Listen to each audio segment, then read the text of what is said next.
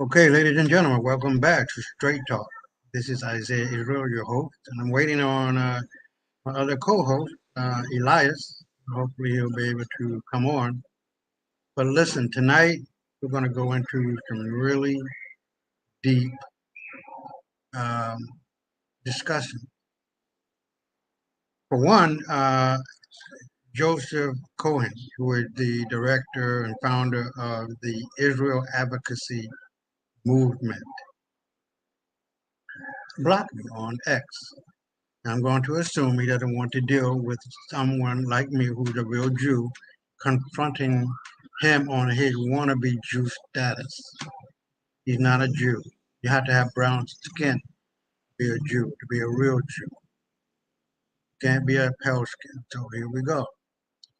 One of the things that we're going to be talking about tonight is what really happened during World War One that led up to World War Two and the start of the Zionist movement that has lasted up to this point. And as we and you may know, uh, Netanyahu has literally killed any chance of a future uh, position, state, movement, you name it, as in state of Israel. It is dead and over. Good riddance. Thank God people are waking up to this bullshit. And it's about time we deal with the evidence. So, before I get started, I just really want to talk about the importance of truth. It's the only thing we have to combat lies. It is the water that puts out the fire of lies. That's it. Nothing else matters. And as a person, as a man, as a father, as a citizen of the world and of the Dominican Republic and of America, I find it to be a important part of a person's personality. Truth does set you free because it allows you to be you. Excuse me for a minute.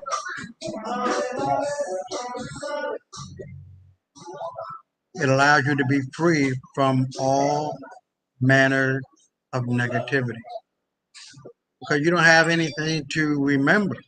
You don't have anything to discuss. You don't have anything to defend. Because to be honest with you, truth defends itself. It doesn't have to put on an act, put on a dress, put on a suit,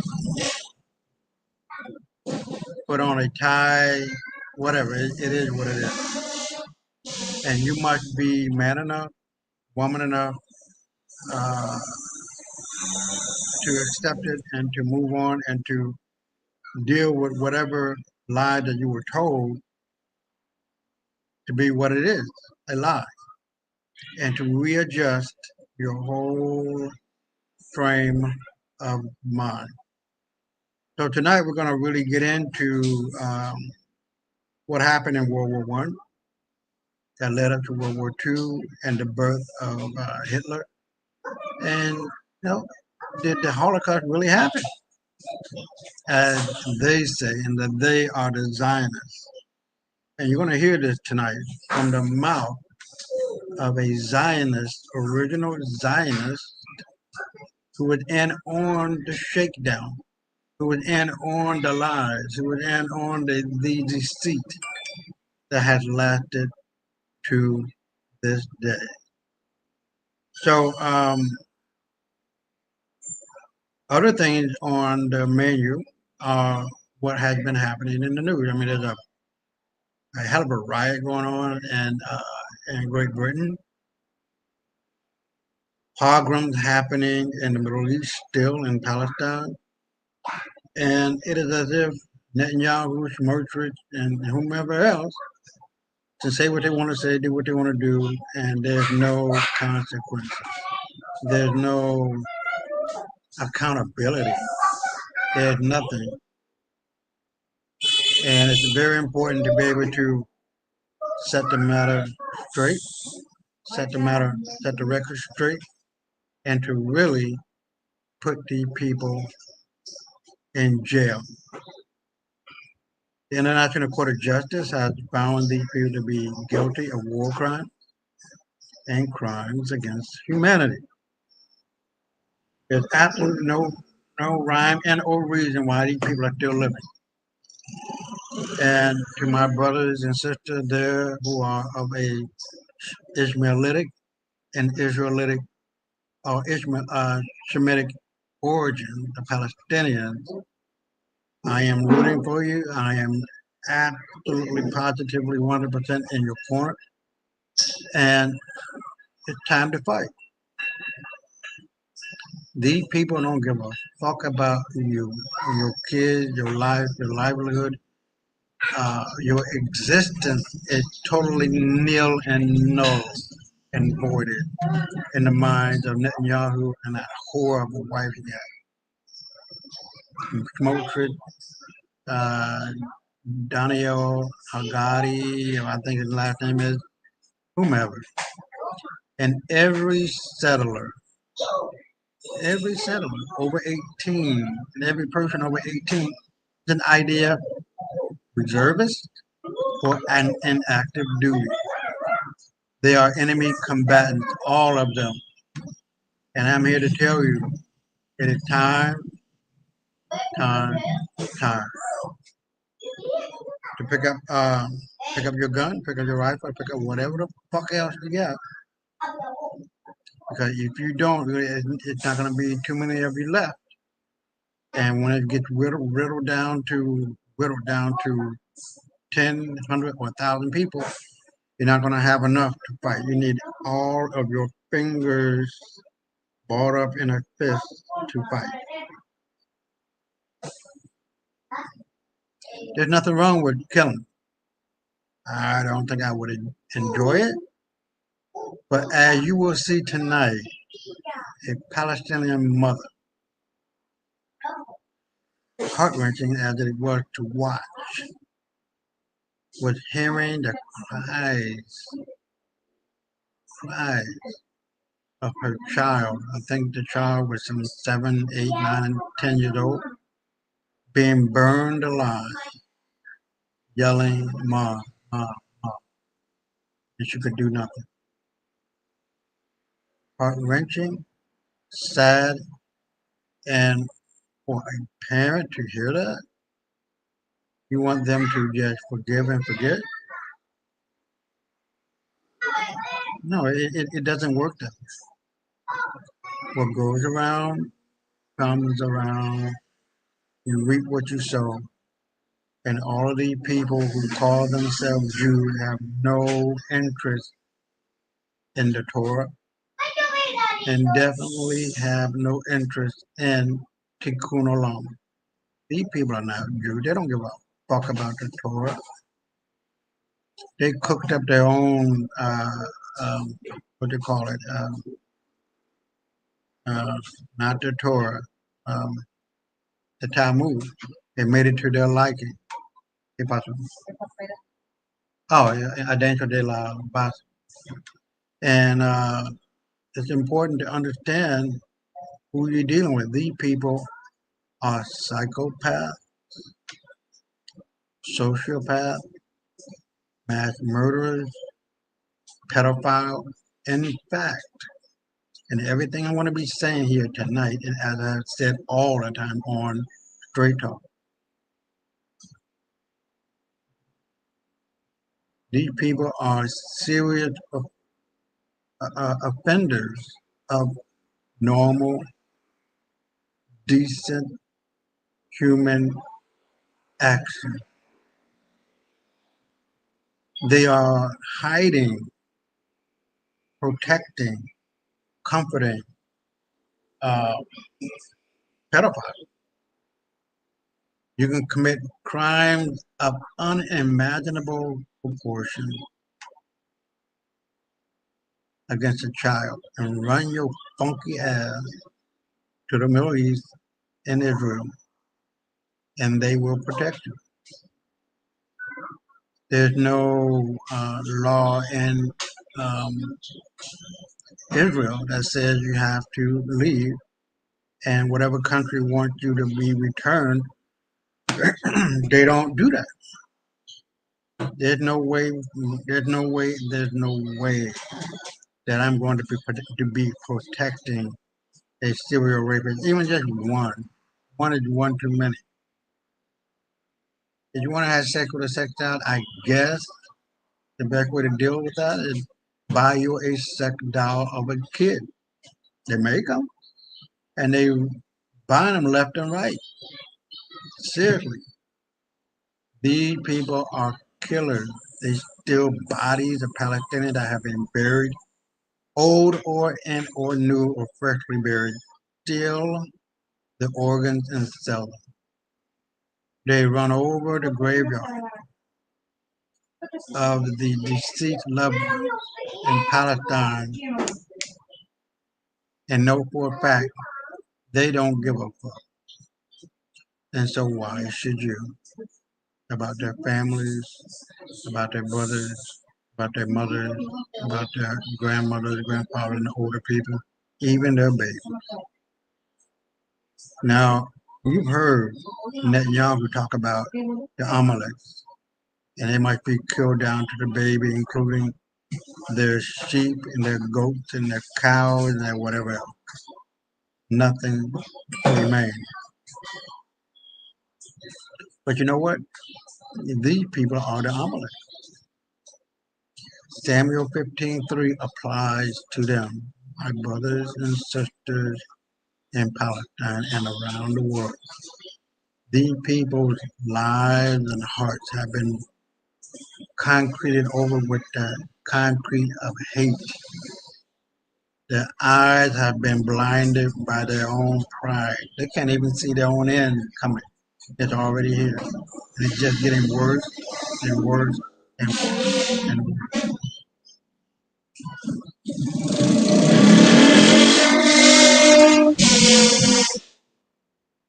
Sorry about that. But it seems as though it just doesn't matter. They actually believe they can do what they want to do when they want to do it, how they want to do it. It doesn't matter. And the world doesn't work that way. The world is tired of these rat tail growing motherfuckers. They mean no good. They've always been like this, will always be like this, and have always been like this. Black people civilize these uncivilizable children of ours because they come from black people, as does everyone on the planet. We make everybody black. But I'm here to tell you, as my sister Cassie and I spoke about on a previous show, that these people have made their white bed and they need to stay in that motherfucker. There's no coming back home. You painted yourselves in a corner that you cannot get out of, and your sick little twisted mind, you are white. You are Caucasian, you are Aryan, Anglo-Saxon, European, you name it. And none of that is true. If you caught any of my other videos, I talk about Blumenbach, that lying bastard, along with Meisner, who went to Greece and Rome and saw um, an unfinished alabaster statue, a white statue. And since he was a Palestinian, he figured, well, that must be our ancestor. Excuse me, that must be our ancestor. We created the Roman civilization. Comes back to America, and that's when all hell breaks loose. They created whatever books that they created and wrote and started the lie that has snowballed into this wannabe superiority complex, white supremacy, manifest destiny, and all of the ills and the mental illness that goes on. You see, white people are nothing but black people, bleached out black people who come from Dravidian albinos of India that are and have made it with No more black people. At one point in history, if you go back far enough, there were only black people on the planet. And yes, if you're thinking, well, what about the Japanese? What about the Chinese? They were black too. The first emperor of China, known as Qin, from which you get the name China, was the black guy. The Chinese have no problem with admitting the fact that their distant ancestors were of African origin. Well, you see, Africa begins and ends at the four corners of the earth. We're only 2 seconds older than dirt. There's no beginning time for us.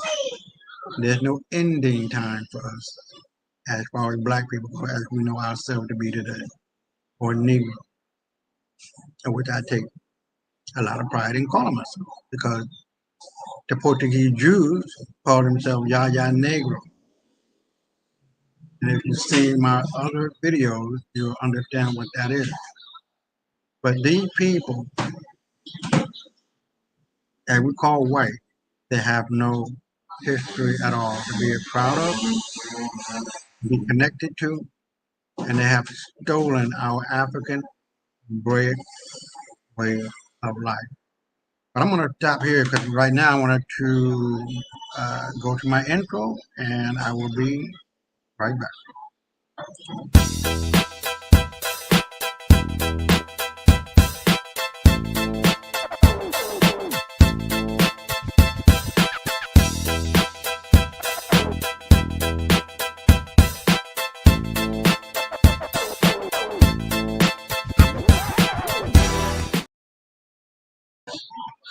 All right, welcome back. This is Straight Talk, and I'm giving it straight to you, right front and center.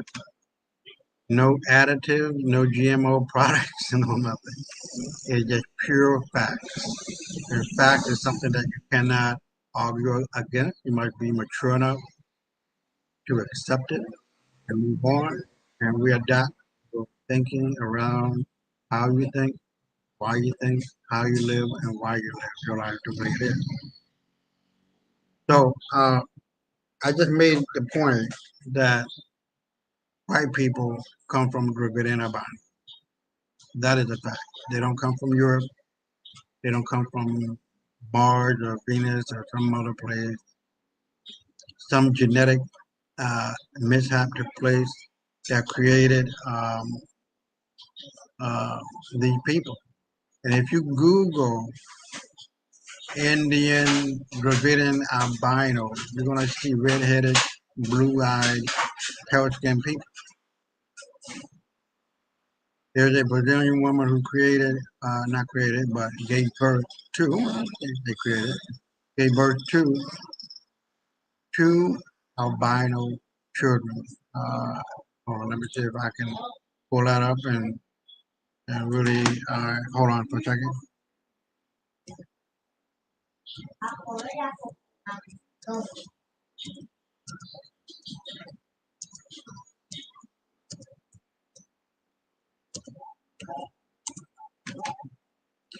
So I'm looking this up right now, and I want to look for the image, and we'll be right back with you in 2 seconds, 1 second, and now. So what I want to do, I'm going to go to share screen.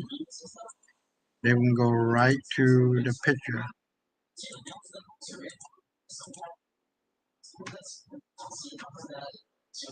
Okay. Here we go. They're a lot older. Wow, they're a lot older now. So as you can see where my hand is, the white hand is, they are absolutely positively pale. No melanin, no nothing. These are black kids. So obviously, white people come from black people. Better known as Dravidian albinos, that black people put into Central Asia because they were so odd and different. They just got here some 3,000 years ago. They're not that old. And as you can see here as well, a black woman gave birth to twins. One was pelican, the other one was normal color. And this is the original. This is the original picture that I saw a long time ago. So as you can see, they're a whole lot older now. Here is, I'm going to assume the most recent photo of them. Oh, here we go. So this is the most recent photo of them. Beautiful kids, and every kid need to be loved, need to be cherished, need to be taken care of, and they are doing what any parent does, love their kid, irrespective of what they look like. Whether they have two heads, one arm, whatever the case may be. Every child deserves to be loved, right? So let me go back to the stream. Stop that. Okay. So as you may know, kind of sure you kind of getting out of the way. So as you can see, there was a serious, I don't know if you want to call it a mishap or whatever the case may be, but there was a serious genetic mishap that happened within the uterus of the mother and within the genetic makeup of those kids that caused them not to have any melanin. And this is not a theory. This is not a thought or a fictional uh, uh, belief that I have. This is real. Very, very, very real. And it happens more often than you think. So, with that being said, and the overall mentality of these people being raised in a cold environment with no soil to grow food on a regular basis, uh, being lumped together with animals and having to raise their kids with these animals with fecal matter and urine every place, you're going to have a very, very different mentality. And also, please check out the book. Oh my God, I'm trying to remember. The Iceman's Inheritance. Powerful. It explains a lot. Perhaps in some future show, I'm going to get into that book that explains the mentality of these children of ours who clearly have no morals and no conscience and no nothing. They only talk about and do for them rather than for the summum bonum of the world. So with that being said, let me go to the first video. We deal with the Holocaust and the uh, so-called Zionist Jews who took it upon themselves to lie, steal, and murder at the drop of a hat. So, with that being said, and this gentleman, this speech happened in 1961. It's 30 minutes long, and if you can look at the comments, I put all of the uh, hold on, put all of the videos there. Hold on, let me see. Oh, here we go. The comments. You guys can see that these are all of the videos that I'm going to be showing tonight, and some I'm just going to be referencing as we go. And I would highly recommend um, that you really take a look and listen to the 3-hour one, the 46-minute one, which is what we're going to be covering, not covering tonight, the 30-minute one, which I think it is covering. Yeah, it's 30 minutes long. But I put here uh, the 30-minute one, the 46-minute one, and the 3-hour one.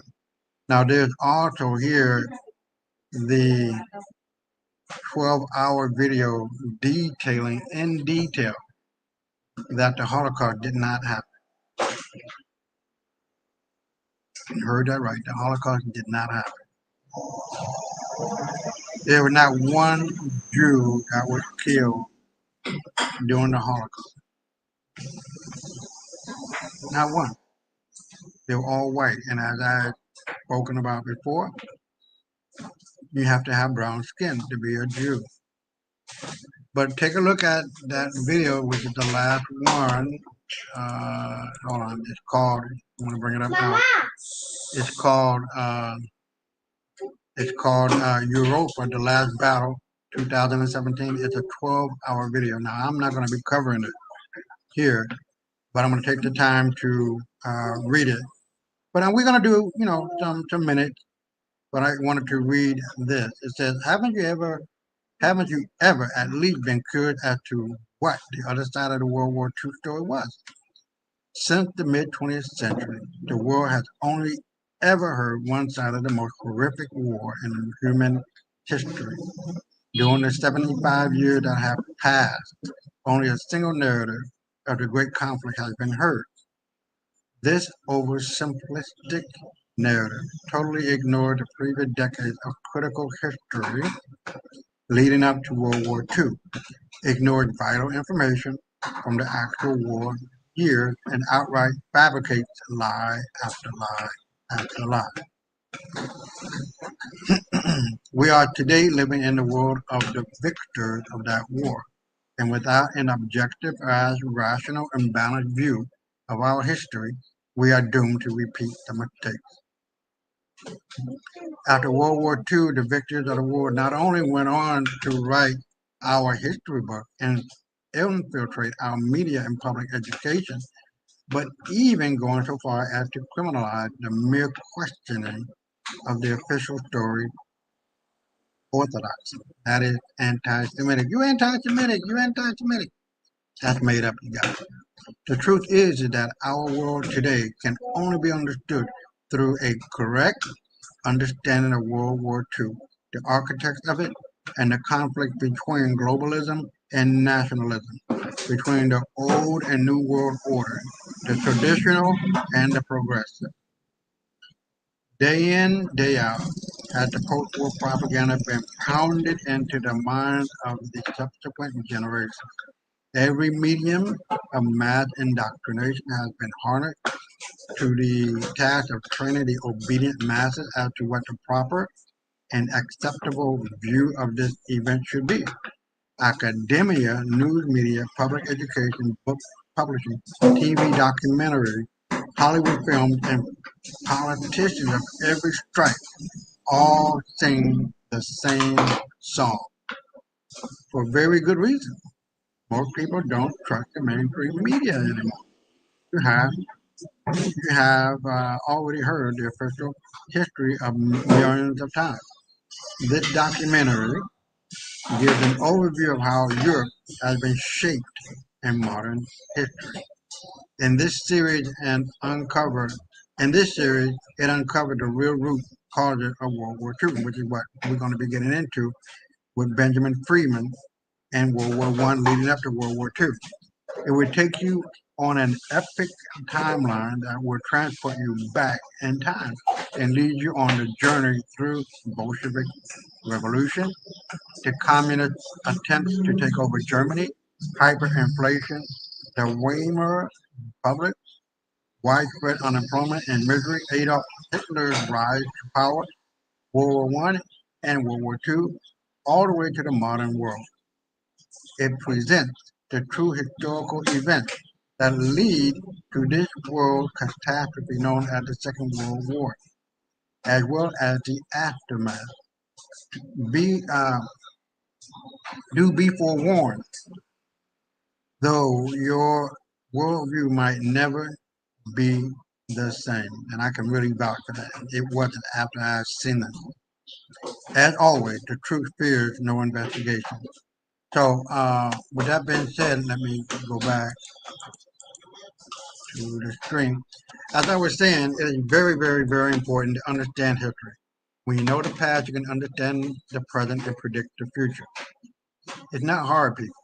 And obviously, if they can lie about a motherfucking vice president, I'm sorry, about the first president of the United States, was white when in actuality, he was black, George Washington, along with King James, the founder of the 13 colony, was white when in actuality he was black. Then what the fuck else are they talking about? And if you are a lawyer and you are in a court doing a trial and one of the witnesses on the defense side lies, that attorney for the uh, what do you call it? You got the defense side, and you got you know what I'm talking about. He can actually say, since that person lied, he or she or they have lied, you cannot trust anything they say, and that is true in history, you guys. You have to be able to roll back pages of history and look at it objectively, honestly, and truthfully, and deal with the situation as it was, as it is, and as it shall be, because everything that was spoken comes into existence at some point in time, and those lies that they told had now come back to bite them in the ass. It's been far too long, 80 years almost since World War. I mean, it's been more than 100 years. So since 1914, the World War One started, and it culminated in 1919, and then you got 25 years later, you got World War Two. So we're looking at well over 100 plus, 120 plus years. So what we're going to do now, we're going to take it in 15-minute bites. The first video is with this guy, Benjamin Freeman, and his speech in 1961. And what he said is earth shattering. Now, normally, the people are going to say, well, Germany woke up one day and just started killing people. I hate the fuck out of my neighbor because he did something. So you gotta, that's a bunch of bullshit. There's no way in the world that Germany can wake up one day and just started killing people. For what reason? The Jews entered Germany by invitation from Germany after they were kicked out of Russia for being a fucking asshole. You heard that right. They were kicked out of Eastern Europe, but they were fucking assholes. And they showed their ass again in Germany. And now we're going to take a real cold. No, let me take that back. I want to be so very careful about what I say. We're going to take a real deep um, look and honest look into what happened. And who is better to say it than a Zionist who was part of the Zionist movement and one of the founders. And we're also, at the end of this, we're going to look at these old Zionists who are laughing and laughing and laughing about the crime they committed. They have not been held accountable. And I pray for God that somebody would just kill them. Long overdue. Kill them. They've already committed the crime decades ago. They admitted it on the tape. But now, just kill them. There's no need for a trial. There's no need for spending money on the state to bring them to court and bring them to justice. Just kill them. So here we go. We're going to go back and look at Benjamin Freeman and his speech at the World, I think it's at some hotel that he was at in 1961. So here we go. We're going to take it in 15-minute block. Thank you to the secret platform to present Benjamin Freeman. The Zionists and their co-religionists rule this United States as though they were the absolute monarchs of this country. Now you say, well, that's a very broad statement to make, but let me show what happened while you were, I don't want to wear that out. Let me show you what happened while we were all asleep. I'm including myself with you. We were all asleep. What happened? World War I broke out in the summer of 1914.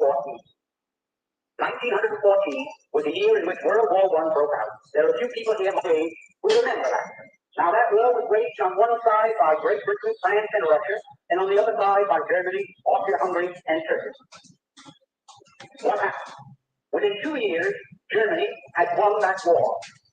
Not alone won it, not only, but won it actually. The German submarines, which were a surprise to the world, had swept all the convoys from the Atlantic Ocean, and Great Britain stood there without ammunition for her soldiers, stood there with 1 week's food supply facing her, and after that starvation. At that time, the French army had mutinied. They lost 600,000 of the flower of the French youth in the defense of Verdun on the Somme. The Russian army was defecting. They were picking up their toys and going home. They didn't want to play war anymore. They didn't like the Tsar. And the Italian army had collapsed. Now, Germany, not a shot had been fired on the German soil. Not an enemy soldier had crossed the border into Germany. And yet, here was Germany offering England peace terms.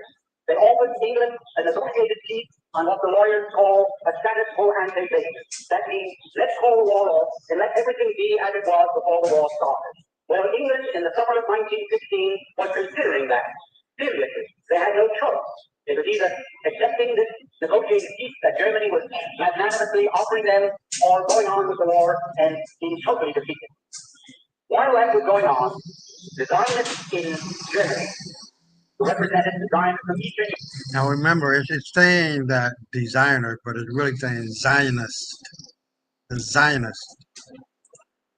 Europe, went to the British War Cabinet, and I'm going to be brief because it's a long story, but I have all the documents to prove any statement that I make if anyone here is curious or doesn't believe what I'm talking about.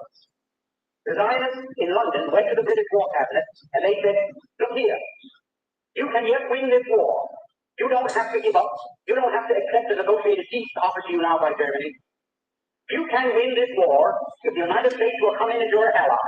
The United States was not in the war at that time. We were fresh, we were young, we were rich, we were powerful. And they told England, we will guarantee to bring the United States into the war as your ally, to fight with you on your side, if you will promise us Palestine after you win the war. In other words, they made this deal. We will get the United States into this war as your ally. The price you must pay us is Palestine after you have won the war and defeated Germany, Austria-Hungary, and Turkey. Now, England had as much right to promise Palestine to anybody as the United States would have to promise Japan to Ireland for any reason whatsoever. It's absolutely absurd that Great Britain, that never had any connection or any interest or any right in what is known as Palestine, should offer it as coin of the realm to pay the Zionists for bringing the United States into the war. However, Now you're talking about the Balfour Declaration. We're not going to get into that, but I'm pretty sure. I'm sure he talked about it here. So I just wanted to make that point.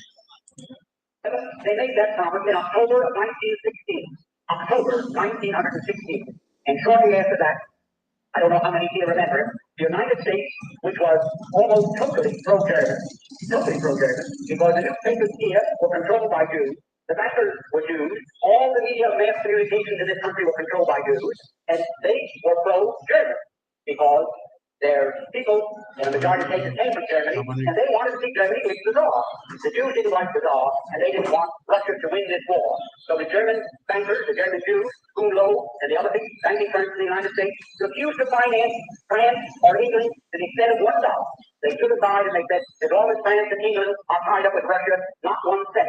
But they poured money into Germany, they fought with Germany against Russia, trying to beat the Tsarist regime. Now, those same Jews, when they saw the possibility of getting Palestine, they went to England and they made this deal. At that time, everything changed, like the traffic light that changes from red to green, where the newspaper has been all pro-German, where they've been telling the people the difficulties that Germany was having fighting Great Britain commercially and in other respects. All of a sudden, the Germans were no good. They were villains. They were hungry. They were shooting Red Cross nurses. They were cutting off babies' hands, and they were no good. Well, shortly after that, Mr. Wilson declared war on Germany. The Zionists in London sent these cables to the United States. Now, if you remember what he just said, they were lying, saying that babies were being cut off and people were, the Germans were killing and killing and killing. And Doesn't that sound kind of familiar after what the wannabe Jews and Zionists are saying in Israel now? They've been caught. The New York Times just fired a guy who made up the story about the wrongful killings that the Hamas were doing. He got fired. The New York Times fired him. Let's continue. The States to Justice Brandeis go to work on President Wilson.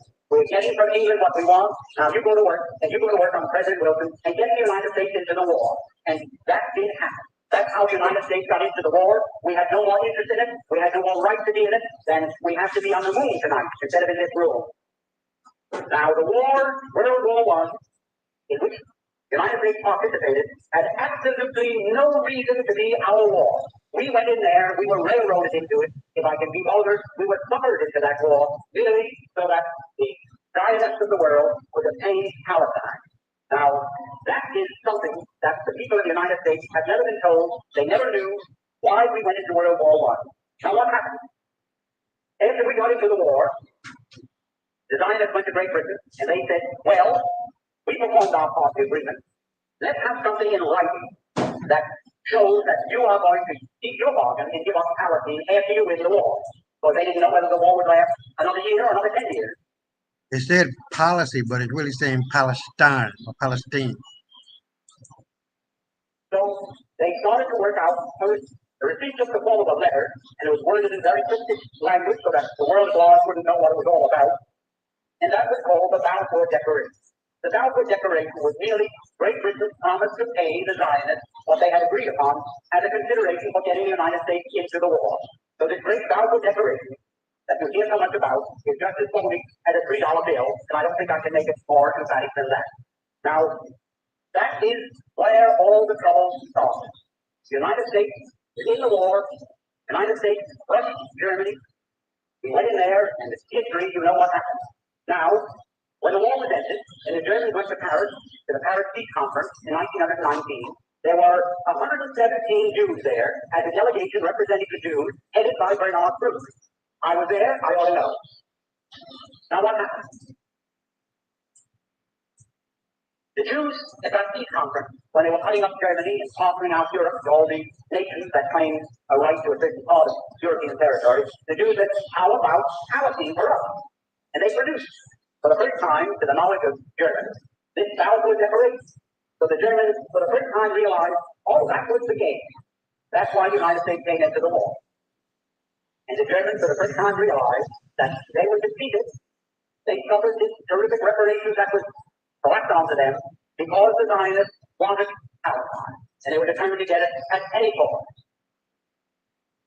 Now, that brings us up to another very interesting point.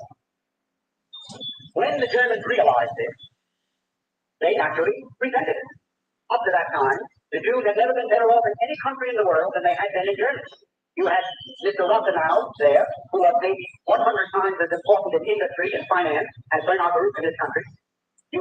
Now you heard him correctly. The Jews, so-called Ashkenazi Jews, did very well in Germany. They weren't mistreated at all. The German didn't give a fuck whether you said Shema Israel, Adonai Eloheinu, Adonai Echad. They didn't give a damn if you practiced Islam or whatever. You were free to do whatever you wanted to do. But the betrayal started when America came into the war. Let's continue. Had Mr. Valley, who owned the two big steamship lines, the North German Lloyd and the Hamburg American line, thank you. You had Mr. Weisbreder, who was the banker for the Hohenzollern family. You had the Warburgs and Hamburg, who were the big merchant bankers, the biggest in the world. The Jews were doing very well in Germany. No question about that.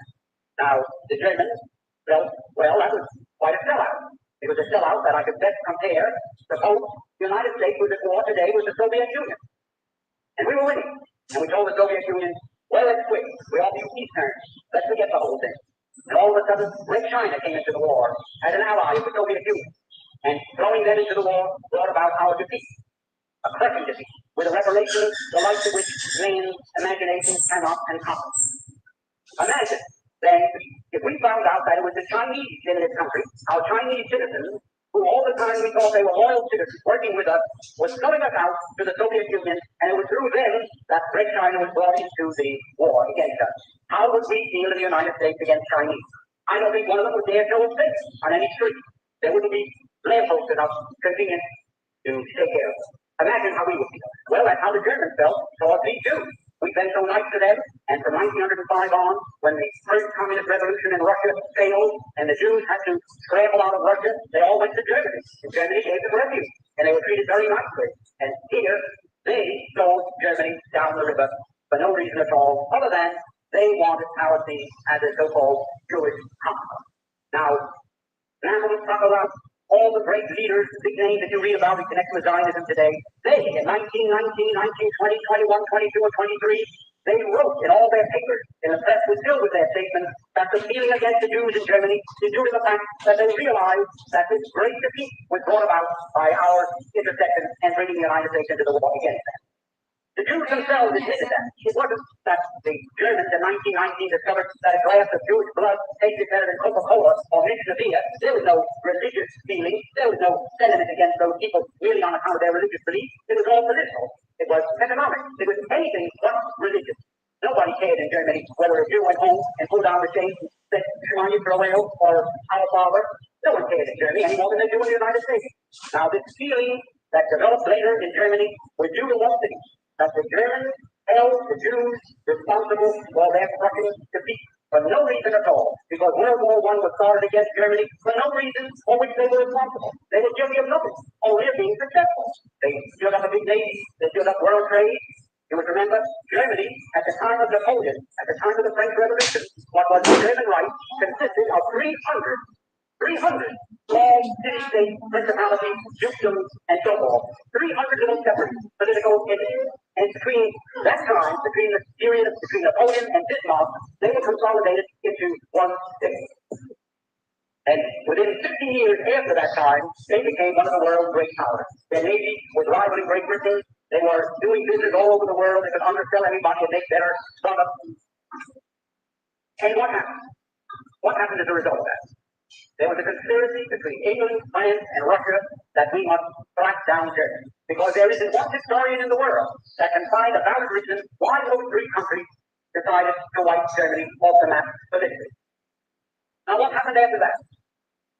When Germany realized that the Jews were responsible for her defeat, they naturally resented it. But not a hair on the head of any Jew was harmed. Not a single hair.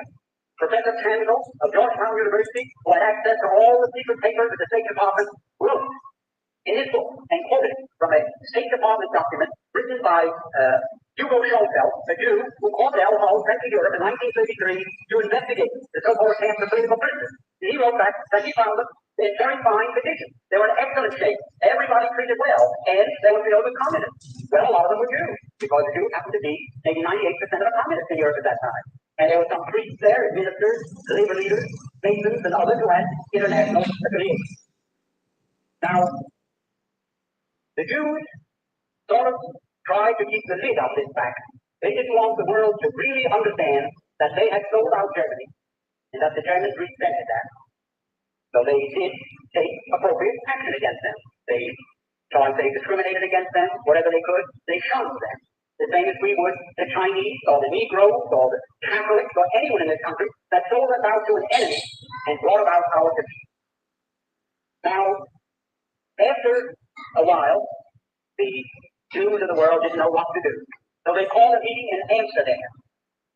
Jews from every country in the world attended in July 1933. And they said to Germany, you fire Hitler, and you put every Jew back into his former position, whether he was a communist, no matter what he was. You can't treat us that way. And we, the Jews of the world, are calling upon you and serving this ultimatum upon you.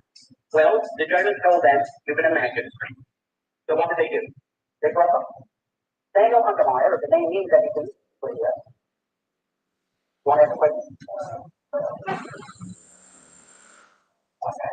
Well, I don't want to go by what they were called. We're now using English words, but what they were called in Germany is not very material, but they were communists because in 1917, the communists took over Germany for a few days. Rosa Luxemburg and Karl Liebknecht and a group of Jews in Germany took over the government for 3 days.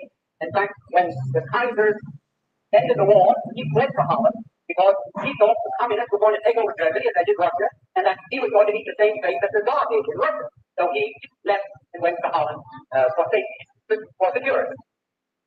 Now, at that time, when the communist threat in Germany was quiet, the Jews were working still, trying to get back into their former status, and the Germans fought them in every way they could without hurting a hair on anyone's head.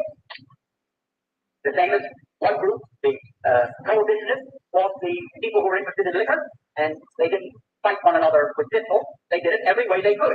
Well, that's the way they were fighting the Jews in Germany. And at that time, mind you, there were 80 to 90 million Germans, and there were only 460,000 Jews. Less than 1% of the population of Germany were Jews. And yet they controlled all the press, they controlled most of the economy, because they'd come in and with cheap money, the way the market was valued, they bought up practically everything. Well, in 1933, when Germany refused to surrender, mind you, to the World Conference of Jews in Amsterdam, they broke up, and Mr. Untermeyer came back to the United States, who was the head of the American delegation and the president of the whole conference, and he went from the steamer to ABC and made a radio broadcast throughout the United States in which he said, the Jews of the world now declare a holy war against Germany. We are now engaged in a sacred conflict against the Germans. And I'm going to stop it here and go back. Well, let me go back to the string. What is important here is to realize that if you tell a lie often enough, millions of times, as it has been done through the press of all kinds of media, the TV didn't exist at that time in 1990, but whatever available media that existed all the way up to today, the social media. At some point, that lie becomes true, and you're going to hear him go into deeper detail at how important it was to keep that lie going and to create a word that is meant to shell you, scare you, keep you from moving in the direction of truth because you were too scared to go against the Jews, better known as anti-Semitic. So let me go back and start the last 15 minutes. Hold on. we are going to force them into surrender. We are going to use a worldwide boycott against them that will destroy them because they are dependent upon their export business. And it is a fact that 2/3 of Germany's food supply had to be imported. And it could only be imported with the proceeds of what they exported, their labor. So if Germany could not export, 2/3 of Germany's population would have to starve. There just was not enough food for more than 1/3 of the population.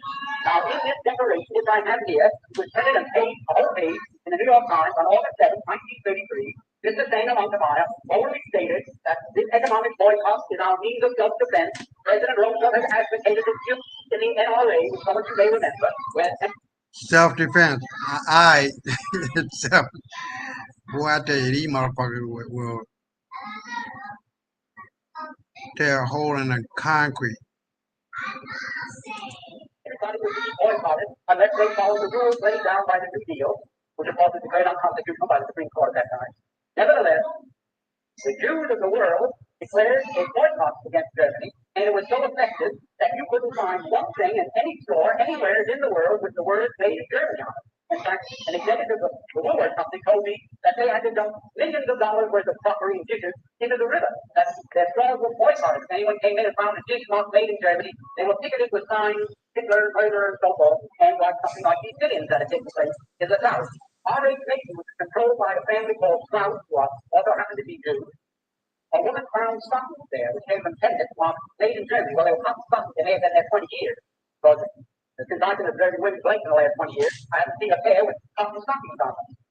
So Macy, I saw Macy boycotted with hundreds of people walking around with signs, murderers, Nicolaites, and so forth.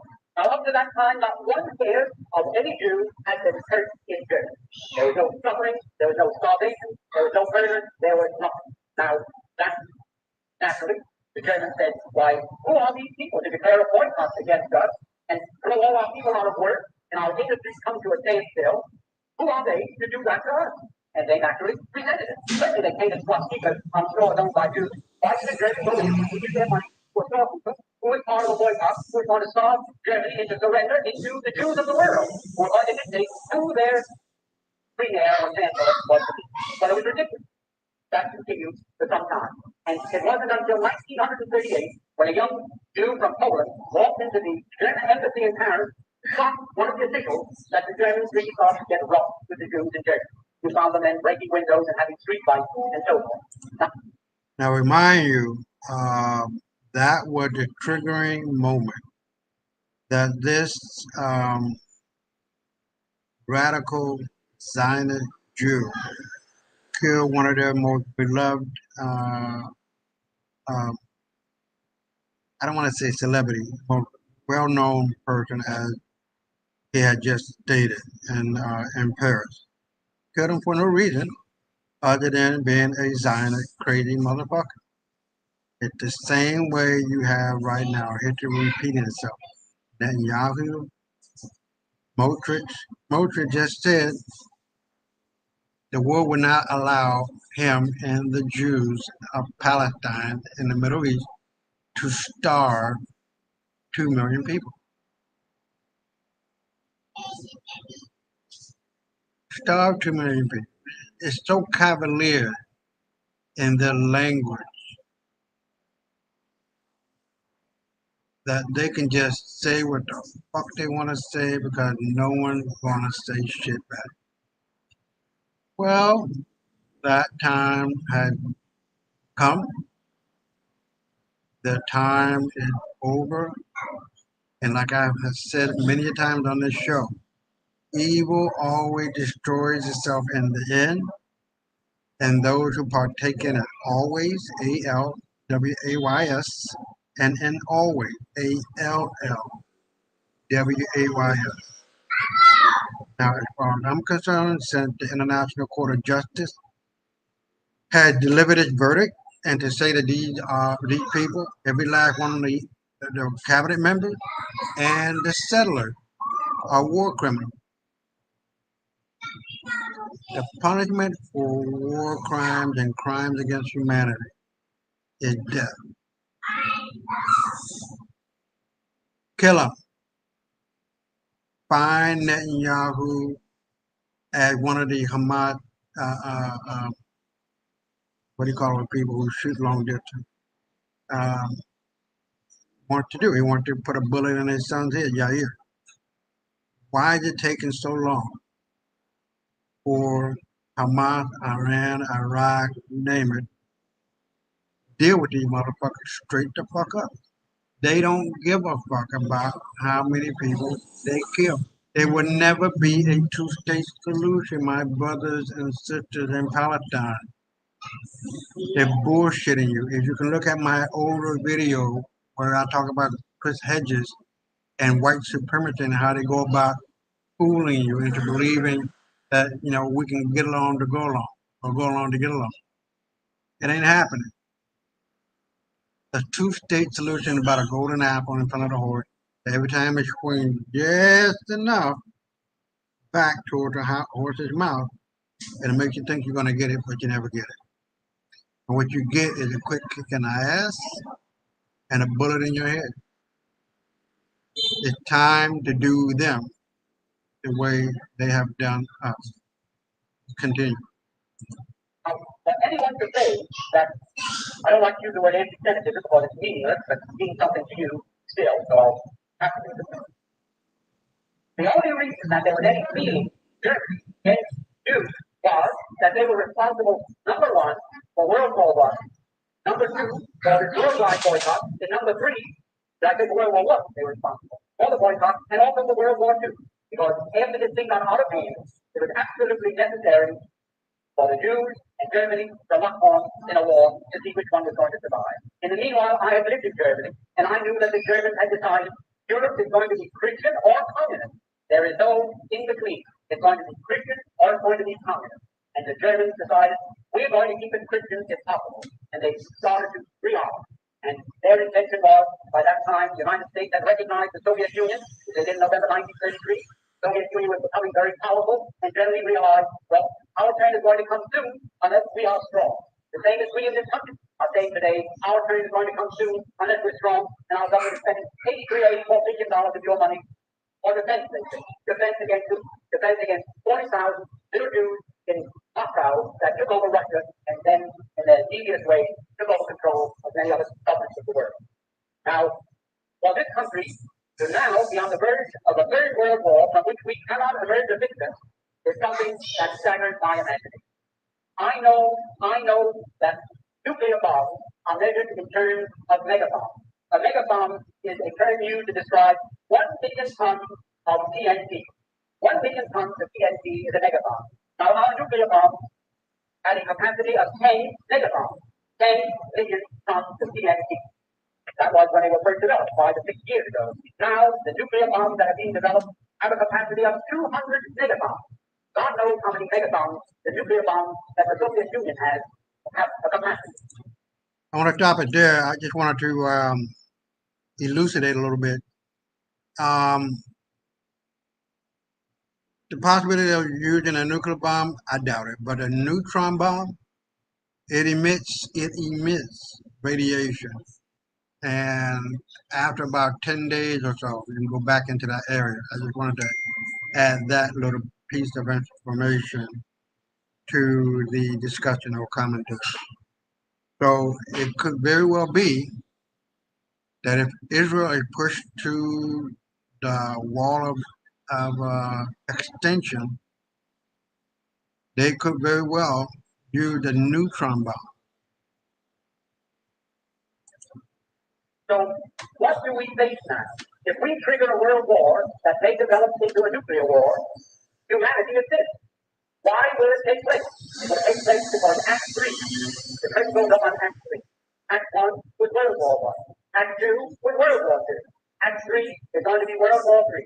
The Jews of the world, Zionists, and their politicians everywhere are determined that they are going to again use the United States to help them permanently retain Palestine as their foothold for their world government. Now, that is just as true as I'm saying, because not alone have I read it, but many people have read it, and it's known all over the world. Now you can remember too.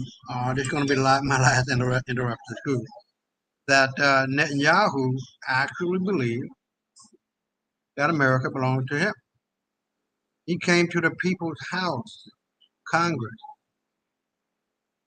and ran off what he felt but should not be going on in America. Who the fuck are you? I think he was born in Philadelphia, so and his family from Poland. So are they Semitic? No, no. But like this guy just said, they got America into the war, World War I, World War II. Now we're on the verge of World War III. Here you go. America is at war with itself and at war with the demons, Satan's in human skin, better known as Zionists, and Satan in the human skin, pale skin people. So let's continue and we'll wrap this up. I'm going to do. Like you say, maybe your son, your boy may be on their way to that war tonight, and you don't know it any more than you knew that in 1916 in London, the Zionists made a deal with the British War Cabinet to send your sons to war in Europe. Did you know it at that time? Not a person in the United States knew it. You weren't permitted to know it. Who knew it? President Wilson knew it. General House knew it. Others knew it.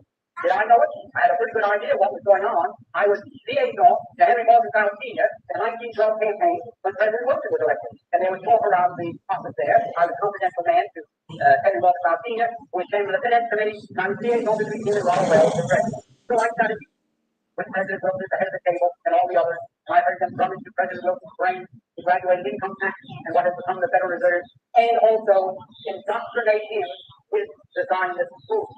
And Justice Brandeis and President Wilson two fingers on his hand. And President Woodrow Wilson was just as incompetent when it came to determining what was going on as a newborn baby.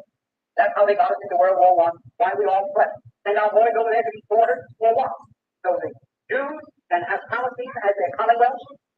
They fool you so much that you don't know that you're coming or going. Now, any judge, when he charges a jury, says, gentlemen, any witness that you find has told a single lie, you can disregard all his testimony. That's correct. I don't know from what state you come, but in New York State, that is the way the judge addresses the jury. If that witness says a lie, disregard his testimony. Now, what are the facts? Jews, I call them Jews to you because they're not the Jews. I don't call them Jews. I refer to the so-called Jews because I know what they are. If Jesus was a Jew, there is a Jew in the world. And if those people are Jews, certainly our Lord and Savior was not instruct them. And I can prove that. Now what happened? The Eastern European Jews, who form 92% of the world population of those people who call themselves Jews, were originally Arabs. They were a warlike tribe that lived deep in the heart of Asia. And they were so warlike that even the Asiatics drove them out of Asia into Eastern Europe. And to do this, don't get too confused about the history of Eastern Europe. They set up the big Khazar kingdom, 800,000 square miles. Only there was no Russia, there was no other country, and the Khazar kingdom was the biggest country in all Europe. So big, so powerful, that when the other monarchs wanted to go to war, Khazar was lost 40,000 soldiers. That's how big and powerful they were. Now, they were phallic worship. But still, see, I don't want to go into the details of that now. It was their religion, the way it was the religion of many other pagans or barbarians elsewhere in the world.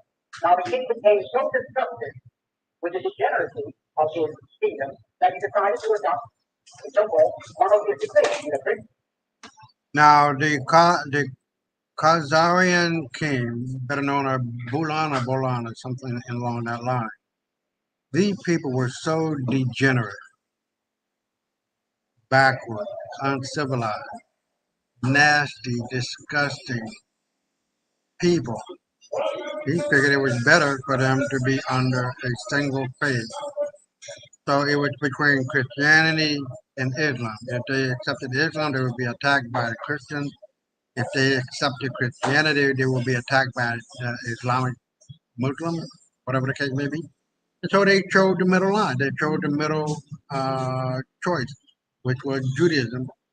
And thousands upon thousands of real Jews, brown-skinned Jews, came into Central Asia and converted these people. These people don't give a fuck about the Torah, don't give a fuck about the Talmud, the real Talmud that black people created and wrote. They don't. They fabricate shit and they make things up to benefit them. For example, it's okay during a war to rape. Fucking does. Along with a lot of other sick things. But let's continue. Christianity, Islam, Muslim, or what is known today as Judaism. Really common.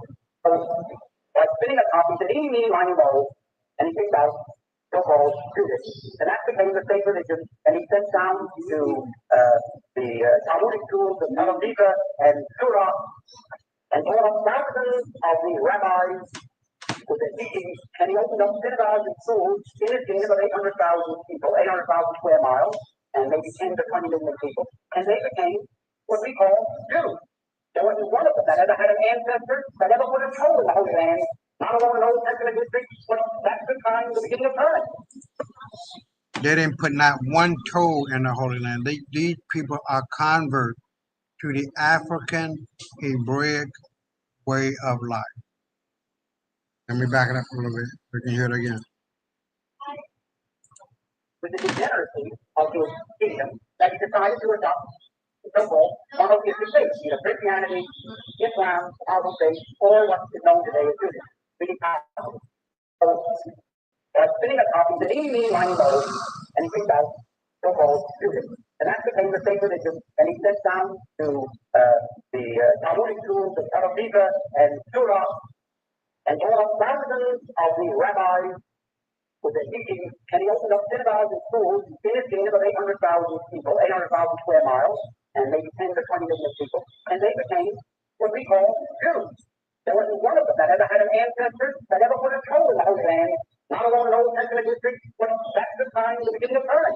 Not one of them. And yet they come to the Christians and they have something to support their founding collection in Palestine by saying, well, you want to especially help repatriate God's chosen people to their promised land, their ancestral homeland, liberty.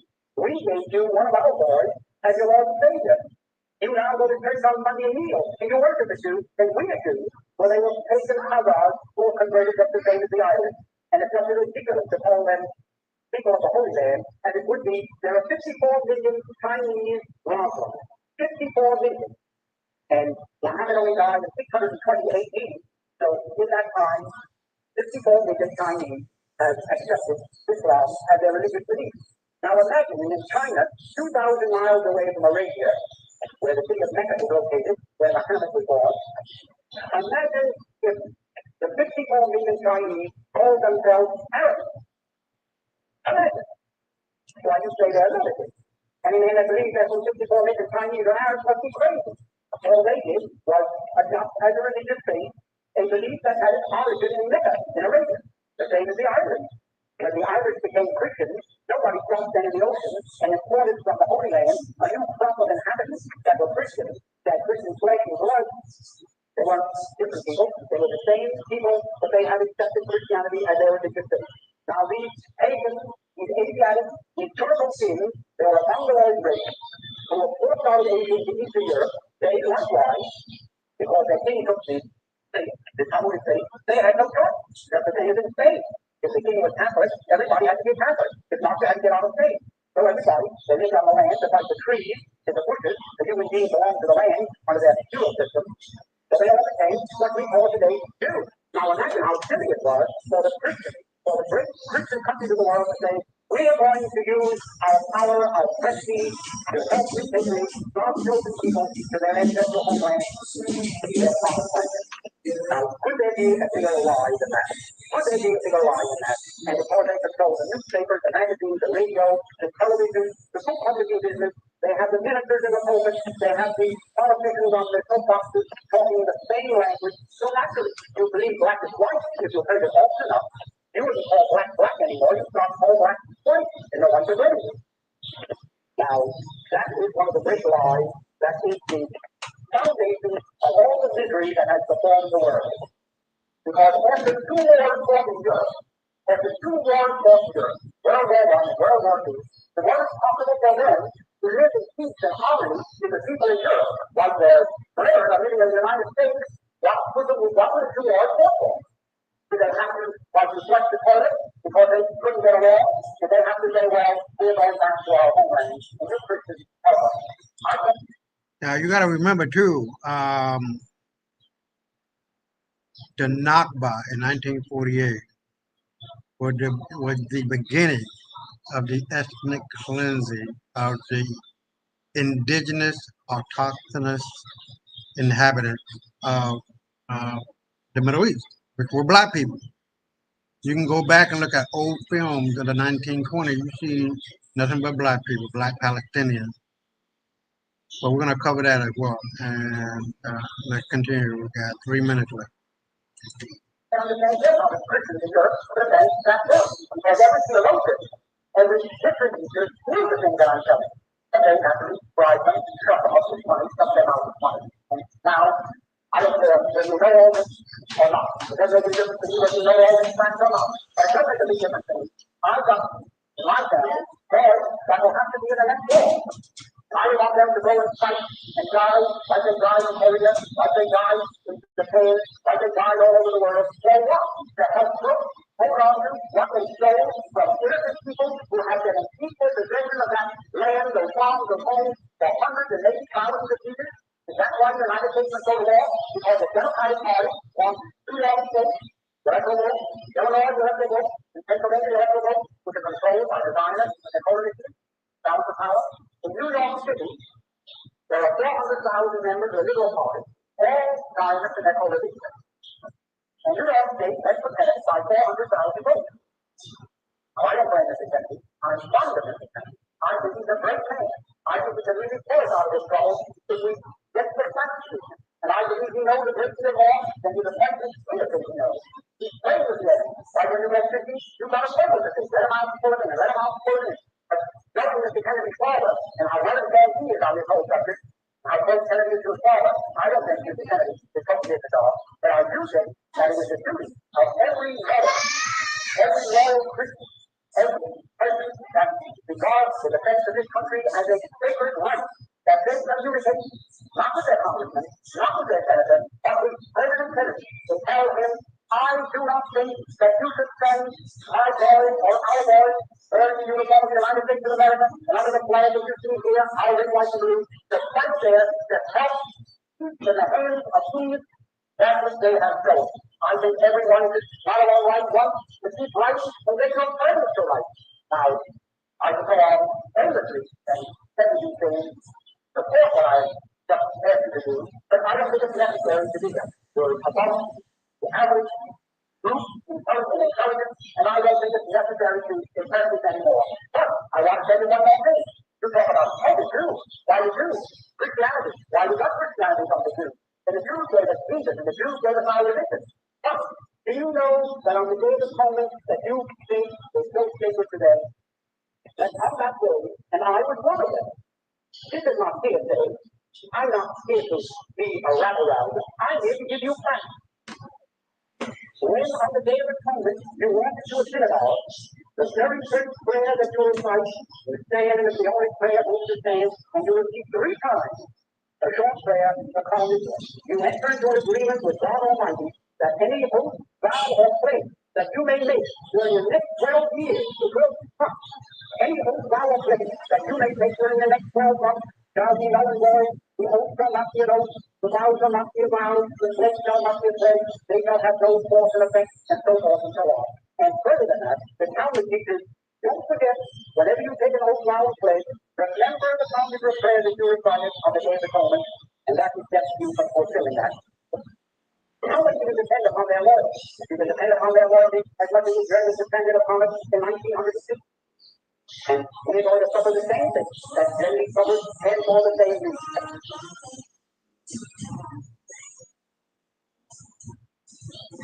Null and void, the oath shall not be an oath, the vow shall not be a vow, the pledge shall not be a pledge, they shall have no force and effect, and so forth and so on. And further than that, the Talmud teaches, don't forget, whenever you take an oath, vow, and pledge, remember the conjugal prayer that you recited on the day of atonement, and that will get you from fulfilling that. How much you can depend upon their loyalty? You can depend upon their loyalty as much as the Germans depended upon it in 1916. And we're going to suffer the same thing that Germany suffered and for the same reason. I'll stop it here. I had just seen it a couple of seconds ago. But take a look at what it's saying. So-called Jews coined the term anti-Semitism as a smear word, as smokescreen for communism. And then the other one, as Christians learn how self-styled Jews have spent millions of dollars to manufacture the Jewish myth for Christian consumption, and that they have done this for economic and political advantage. You will see a tremendous explosion against the Jews. Right-thinking Jewish leaders are worried about this, since they see it coming. The Christian Zionists, by now, and even more so now, know that these people are not the real Jews, that they have been committing anti-Semitism against the real Jews, black people in America. The Portuguese Jews were black people. They came up with the surname or the last name Negro in order to depict what they look like. Yaya Negro or Negro, with that being their last name. The first few people who landed in 1619 had the name Negro. Those Jews, not by the dozen, by the hundreds of thousands, out of Spain and out of Portugal, were transported to St. Thomas, which is off the west coast of Africa, and in Africa proper on the west coast, and transported from there to the Americas, whether it be where I'm at, uh, Hispaniola, the Dominican Republic, Haiti, uh, the Bahamas, um, South America, North America, Canada, you name it. That's all of America and those islands within the Caribbean. These were uh, Jews that were forced to put on the mask of Christianity.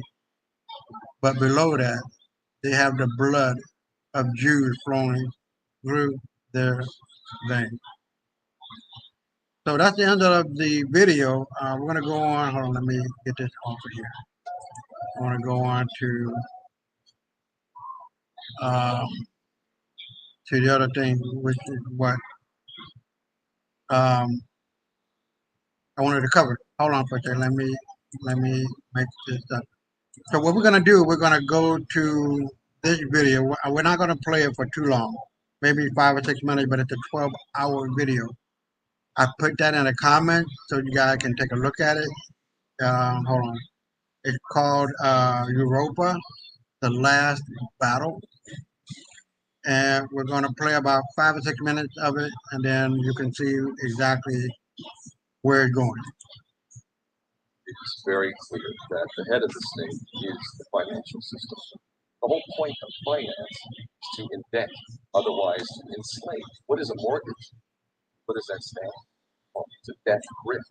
So when you get a mortgage, you have a debt grip held over you because you are in debt. You don't even own the house. The bank owns the house. They loan you money to buy the house unless you have all the money to buy it outright. And even then, you can be taxed by the government. And if you fail to keep up with those taxes, the government can then take it from you.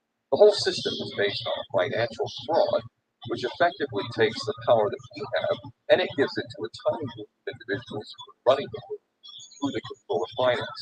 With the infinite supply of money that we have allowed them to take, they have literally an infinite supply of money, and with that money, and from their psychopathic point of view, they have bought everything and everyone who can be bought.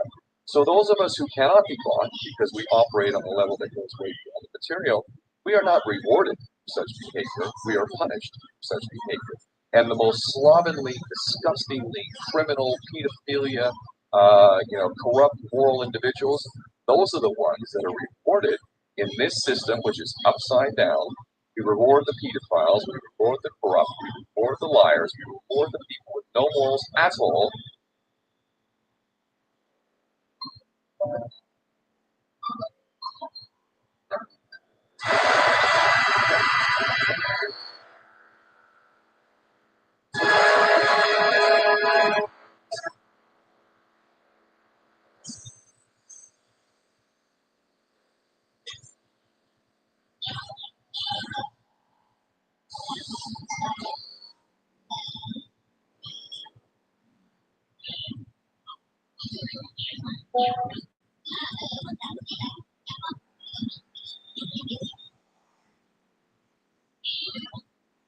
Of the 19th century, Moses Hess formulated the first 1962.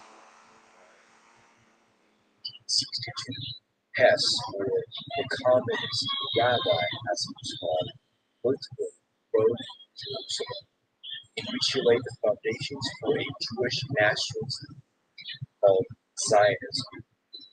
In the book, he called on the Jewish people to become separatists and to prepare for the creation of a future homogeneous Jewish ethnic state. Palestine occupied by the Jewish people. Followers of Palestine at this time, 90 to 95% Arab. Hess argued that international Jewish bankers would help this realization of stealing from the Palestinians. Hess suggested in his book that one last race and class struggle was being developed between the Aryans and the Semites. In this fight, Hess predicted that the Jews would stand as winners and the Europeans as losers. The Jews would stand superior over all of them, and because the Jews had preserved their racial purity for centuries, he would roll the wall. Hess essentially eugenics and racial hygiene of Jews, and talked about a revolutionary Jewish ethno-state, also referred to Christianity as the religion of death. Fascinating. Deep true for Europe, for Germany, Italy, and Austria, well, as part of a race struggle.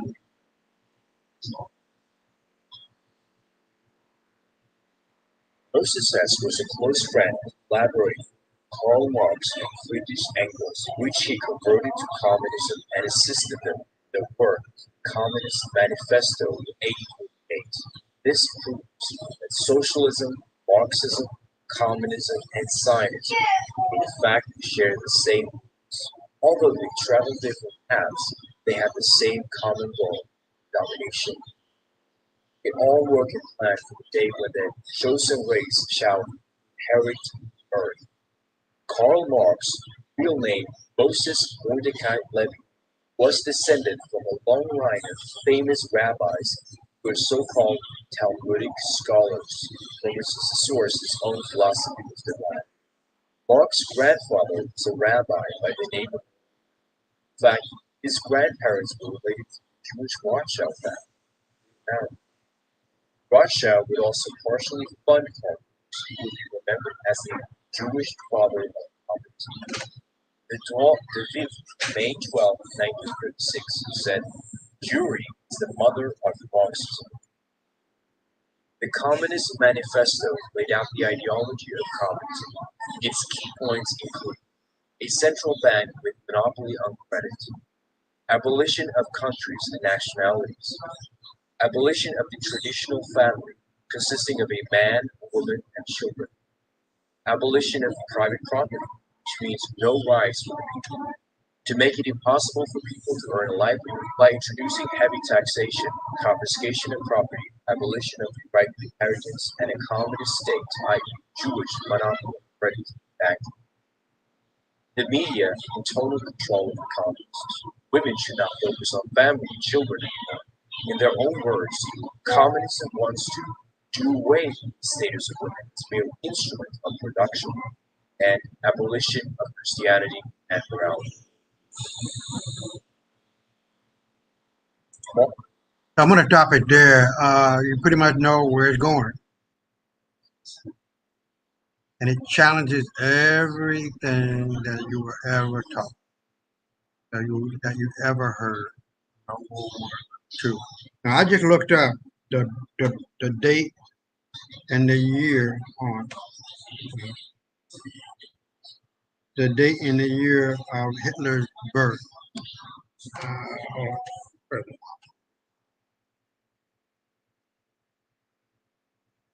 he was born in 1889, and so by 1933 he was 40 something, and he came into power as the Chancellor of Germany as a nationalist. And you can understand why after hearing how dirty these Zionists were and tricking United States and the psychology used on Americans to make them believe. And if you say it often enough, it becomes the truth and make them believe that Germany was killing babies, just like Hamas was raping babies and chopping off babies. It was them that were doing it. Look up on YouTube, and you would see these so-called wannabe Jews getting involved heavily into organ stealing and selling of those organs. They take it upon themselves to destroy cemeteries in Palestine, uh, uh, in the Middle East, with Palestinians buried freshly or old, and running the graveyard over with tanks and disrupting the peace of that family, son or daughter or father, mother, you name it. They don't give a fuck, guys. They don't. But you know what? The Palestinians never desecrated the Jewish cemetery.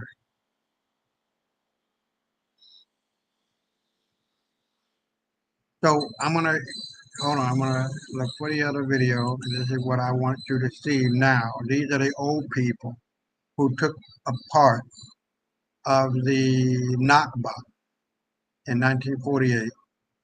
A lot, I don't want to say a lot, I don't know how many, but quite a few are still alive if they're not dead by now. This was a year ago. I guess they have their opinions and you listen to them. I mean, I'm only spilling the beans of facts. And you can hear the laughter in these motherfuckers' voices. These worthless pieces of shit that they are. Take a listen.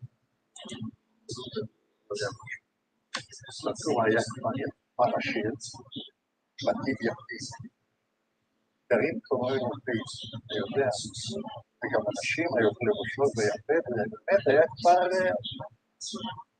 אז שמה איזה ילדה בת 16, אבל זה היה לנו בחור אחד באדם, לקחנו מאוד, ורצח אותם בתוך המשפט. בכלל הם היו נפלאות. וזה חוטי ברזל כאלה עגולים כאלה, אז כל הדברים, הם יושבים שם על הרצפה, בפישור, לוקח בתחילה זה ממש משליק מחסנית, מה זה פשוט זה? אבל אנחנו לא היינו כאלה, הוא היה יוצא באופן המקובל, והשליפו את הדבר הזה, והיו כאלה שלנו על הביומים, ועזבו אחרי שהם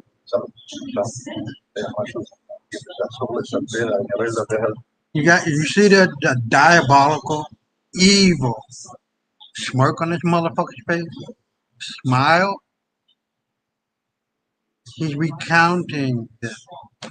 This motherfucker never suffered not one day of jail. Nothing.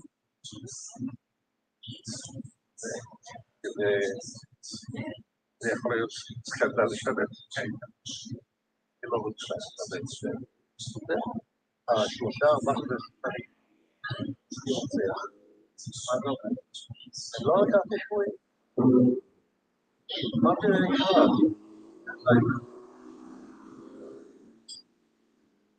זה אותי עד כמותך, לא יכולתי לעמוד. והיה עומדת כיתה של זה בעיניי למעלה, באותו יום הייתי רואה אותי, הייתי כותרת מולם, עד כדי. כמה עכשיו אנשים ממש לקחת?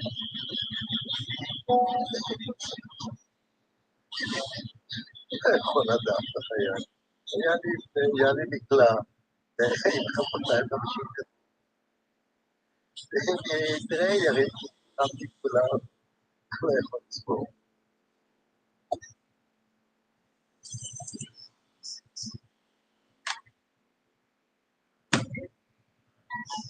Laughing.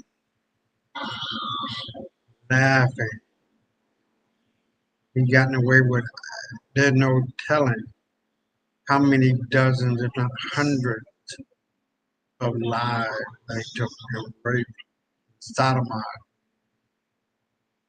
killed innocent men, women, and children. And these motherfuckers want respect, admiration, appreciation, devotion. Ask yourself, my dear brothers of Palestine, my dear sisters of Palestine, of the Middle East, do these motherfuckers deserve 1 ounce of respect?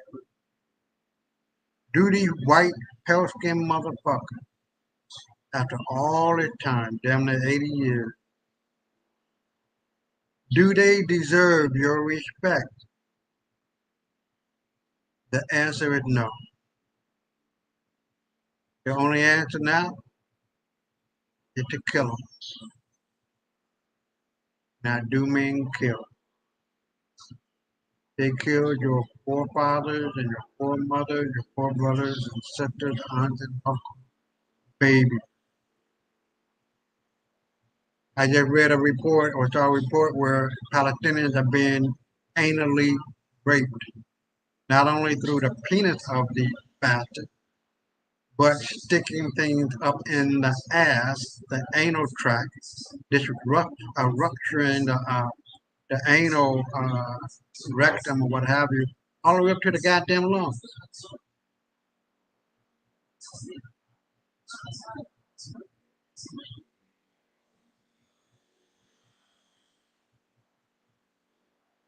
So we're gonna get out of here and go to the next video. Let me see. Uh, this is one. I'm not gonna play all of it because I'm not gonna try to be on here all night. But this guy here, Miko Pellet, he wrote a great book called The General's Son. I don't know who this guy is. This is Eli Hassel, a wannabe Jew that I've been trying to get into a debate with him, have me on his show, or he come on mine. If you know these pieces of shit, Zionists, this guy used to be a Zionist, but still, whatever it's worth, he is pro-Palestine. He is anti-Zionist now. So what we're gonna do, we're gonna run it for 12 minutes at a time, or 24 minutes, because you can get the full gist of what he's talking about, and you can see the name of the title of the video on YouTube. Heated Eli Hassel versus Yvonne Lewis, this is this guy, and Miko Peled from Palestine. So let's run it back, and I will be right back with you. Consigue un correo electrónico profesional con GoDaddy. Imagina que recibes 2 emails. Books from the subject. His grandfather signed Israel's Declaration of Independence. Ivanhoe was a UK member of Parliament for over 20 years, and during that time was Minister for Peace. So in this conversation, I'm going to ask each of you, I'm going to ask a question and give each of you a chance to respond. So let's go straight in. Miko, are Hamas to blame? Are Hamas to blame for what? For the war in Israel, the current war? No, of course not. The war did not begin on October 7th. The war began in 1948, or shortly before 1948, when the Zionist movement declared war on the Palestinian people and established an apartheid state in Palestine. And ever since then, there's been an ongoing assault on the Palestinian people who've never had a military force, never had a tank, never had an army. And what we're seeing now is a flare-up, because over the years there have been times with quiet and times when we've seen the flare-ups. And so what we're seeing now is a flare-up of this ongoing war against the Palestinian people. And in this particular case, this particular flare-up was initiated, of course, by the attack from the Gaza Strip. But this is not a war. This is one part of a much longer war, and it's ridiculous to blame the Palestinians for the war since they have been on the receiving end of enormous violence. I think a lot of people don't blame the Palestinians. I think they blame Hamas. No, Hamas is a group of Palestinians. Hamas is one group. The fact that they happen to be Hamas, they could have been from another group. It doesn't matter. As a resistance organization, these are Palestinians who came out of Gaza. And so whether you blame the Palestinians who are members of Hamas or you blame Palestinians who are members of another faction, the resistance would not have been, it's not like there would not have been resistance from Palestinians if Hamas did not exist. And so this particular band, these particular fighters happen to be affiliated with Hamas, but I don't think it's that important. I think what's important is these are Palestinians who are engaging in an act of resistance, as all oppressed people have the right to do. Yeah. We could describe this as a flare-up. Hamas burned and beheaded the target of peace festival, and they paraded a woman that was raped in the streets of Gaza, which then describes a flare-up. Let's talk about history. The United Nations declared 2 states in 1948, a Jewish state and an Arab state. In 24 hours, 48 hours of that, the Arab states tried to invade the Jewish state. That's the truth in terms of 2 states. It began with 2 states as declared by the world. And the Arab world was not prepared to accept that. If you then wind the clock forward many, many decades, you know full well that Barak offered the Palestinians 99.9% of what they claimed to have wanted in terms of a two-state solution. And Arafat walked away from those respective peace processes. And isn't it true that the real issue is Hamas don't even want the two-state solution? Hamas are committed to a one-state solution, which is a Palestinian state without any Jews in it. And is it also not true that Hamas are not simply some independent entity? They're controlled by a rogue state called Iran. Is that not factually correct? So we need to differentiate between the Palestinian people and the actions of the terrorist organizations of Hamas. You talk about occupation. In 2005, Israel left Gaza unilaterally because the world asked them to do so. Within days, Hamas had taken over Gaza, and the rocket started, the attack started, the terrorism started. And for those who complain about the constraints and restrictions placed on Gaza, what October the 7th demonstrated, unfortunately, was that those constrictions and restraints, although they failed dismally on that, were necessary. The brutality that was committed, by the way, not against soldiers or military personnel, even that would be unjustified. This was against innocent civilians, beheading, burning babies, targeting young people. This was the worst loss of Jewish life since the Holocaust, and the most heinous acts of violence. And in your opening remarks, all you were able to do was talk about a flare-up. I mean, I find that extraordinary.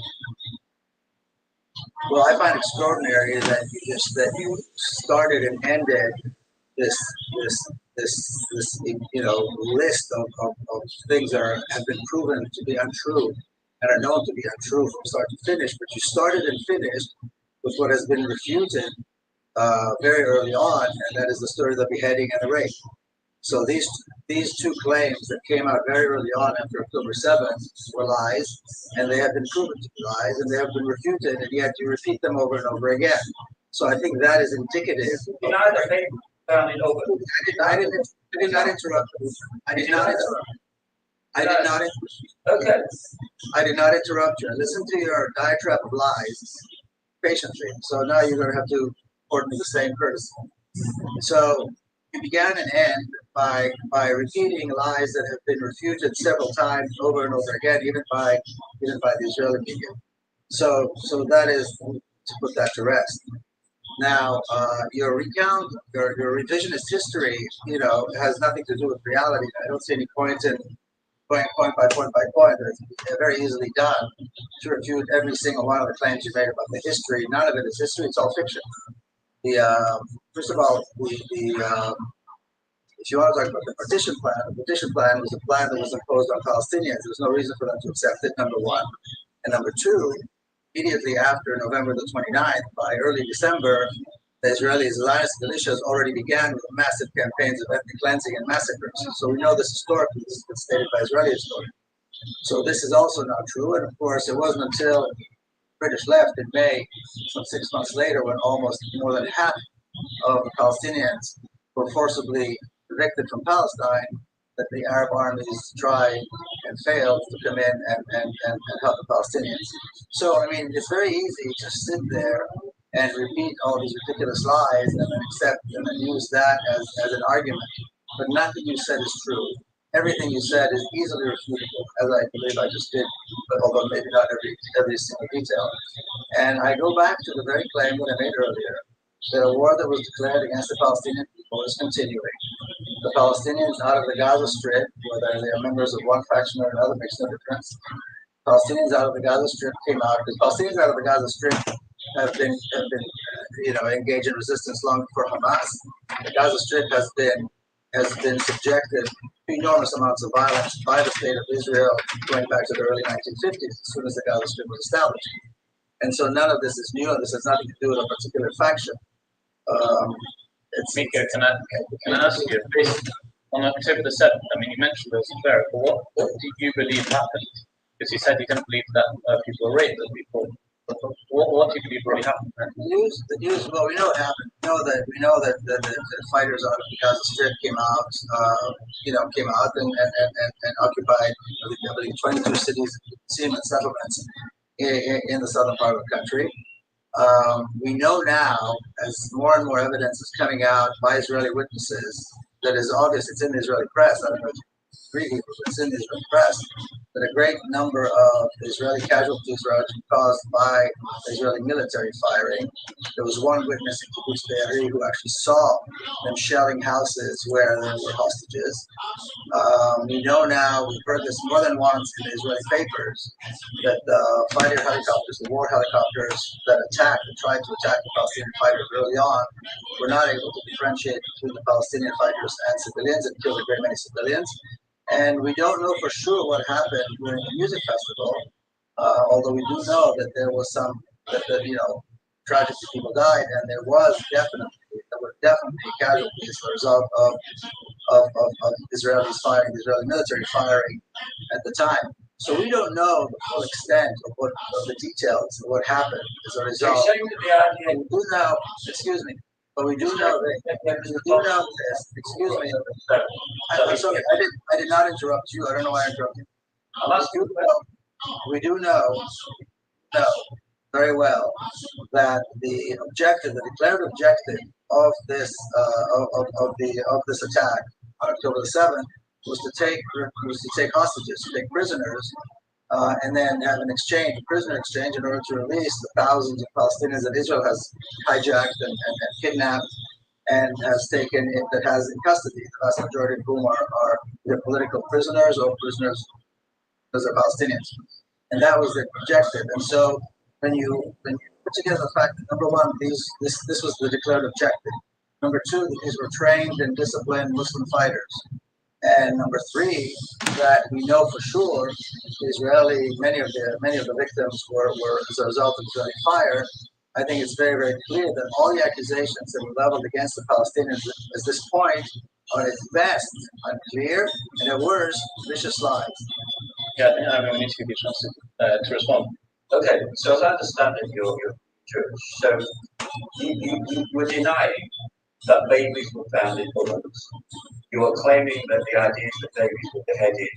You're claiming that the young people at the music or peace festival were targeted. You're claiming that women were paraded to the streets of Gaza.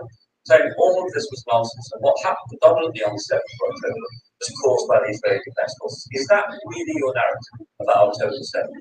That needs to be clear. Is that what you are saying happened on October the 7th? It's predominant responsibility, all those evil atrocities, predominant responsibility of the idea. Is that what you said? Well, this is me saying it. Much of this is coming out of the Israeli press. And what I am saying, you want to hear what I'm saying? What I am saying is that the stories about beheading and rape have been completely refuted. What about babies in ovens? That was nonsense. Babies in ovens. How do you feel about that? That was all refuted. These were refuted everywhere. Look at the Israeli press. Look at everyone else that looked into this. These claims were early on refuted. And the fact that Zionists and others are repeating these vicious lies against the Palestinians is only to discredit the Palestinians. But we know for sure that none of that happened. It wouldn't make sense for it to happen anyway, if you think about it logically, but it didn't happen. It's been refuted. Okay. What we do know, I'm saying that what we do know, and it's again not me saying, I'm looking at the facts, I'm looking at the reality, I'm reading the different sources that are out there providing information. And according to these sources, we know very well that a great deal of the casualties, the Israeli casualties, were caused by Israeli fire. Okay, yeah. We don't know. You mentioned that. Yeah, we mentioned that in the middle of things.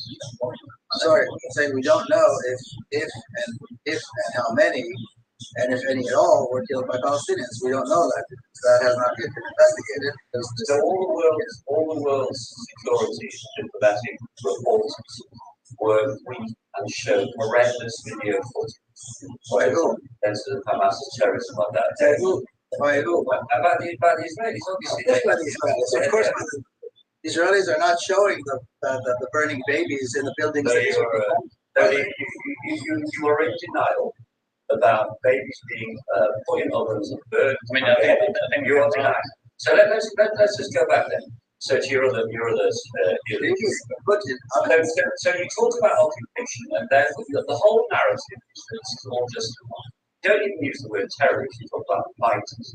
How can it be justified when in 2005 Israel unilaterally moved from Gaza and allowed the Palestinians to have complete control over Gaza? There was no occupation, was there? In 2005, the Israelis left Gaza.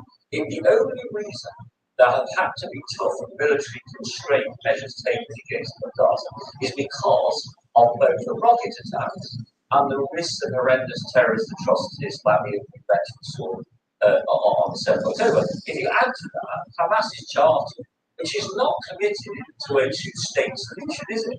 Hamas's charter is committed to a one-state solution without any Jews in it, certainly not a Jewish state. But you also don't address the issue of Iran and Iran's sponsorship of Hamas, and indeed Hezbollah. You know full well these are not autonomous, independent freedom fighters. These are terrorist organizations controlled by a rogue state. So why are you so much in denial about reality? I don't doubt that for many ordinary Palestinians, life has been very, very tough over a long period of time. But the predominant cause of it is, first of all, dreadful leadership, a combination of corrupt and terrorist leadership. And the other reason is that, frankly, when Barak and Allah, respectively, made an offer to the Palestinian leadership to have given them almost everything they wanted in terms of what they claimed to want, which is a two-state solution, the Palestinian leadership walked away from those offers. And you know what?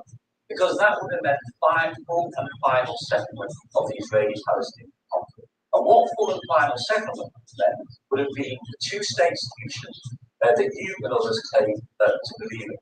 What they want is a one-state solution. Now, I want to stop it here for a minute and we're going to go back. Miko Peled is just stating the facts, period. He is not a Zionist like he was before with his father and all of that. You shouldn't do it. You should and you must read his book.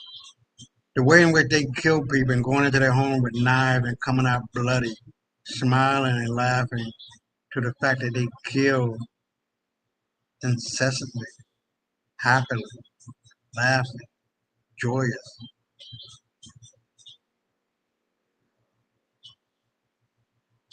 Population of the Middle East, Northeast Africa, which is what it's really called. And these people were dark-skinned people, guys, the original inhabitants everywhere on the globe, everywhere, were originally dark-skinned people. So let's continue to where we're at. I'm going to run it for about another 10 minutes and then we'll cut it, but you know which one it is. You want to make a reference to it. I put it, no, I didn't put this into the chat. So let me copy that and then go directly to it. And we're going to finish up with this. Hold on, let me put this into the chat comment.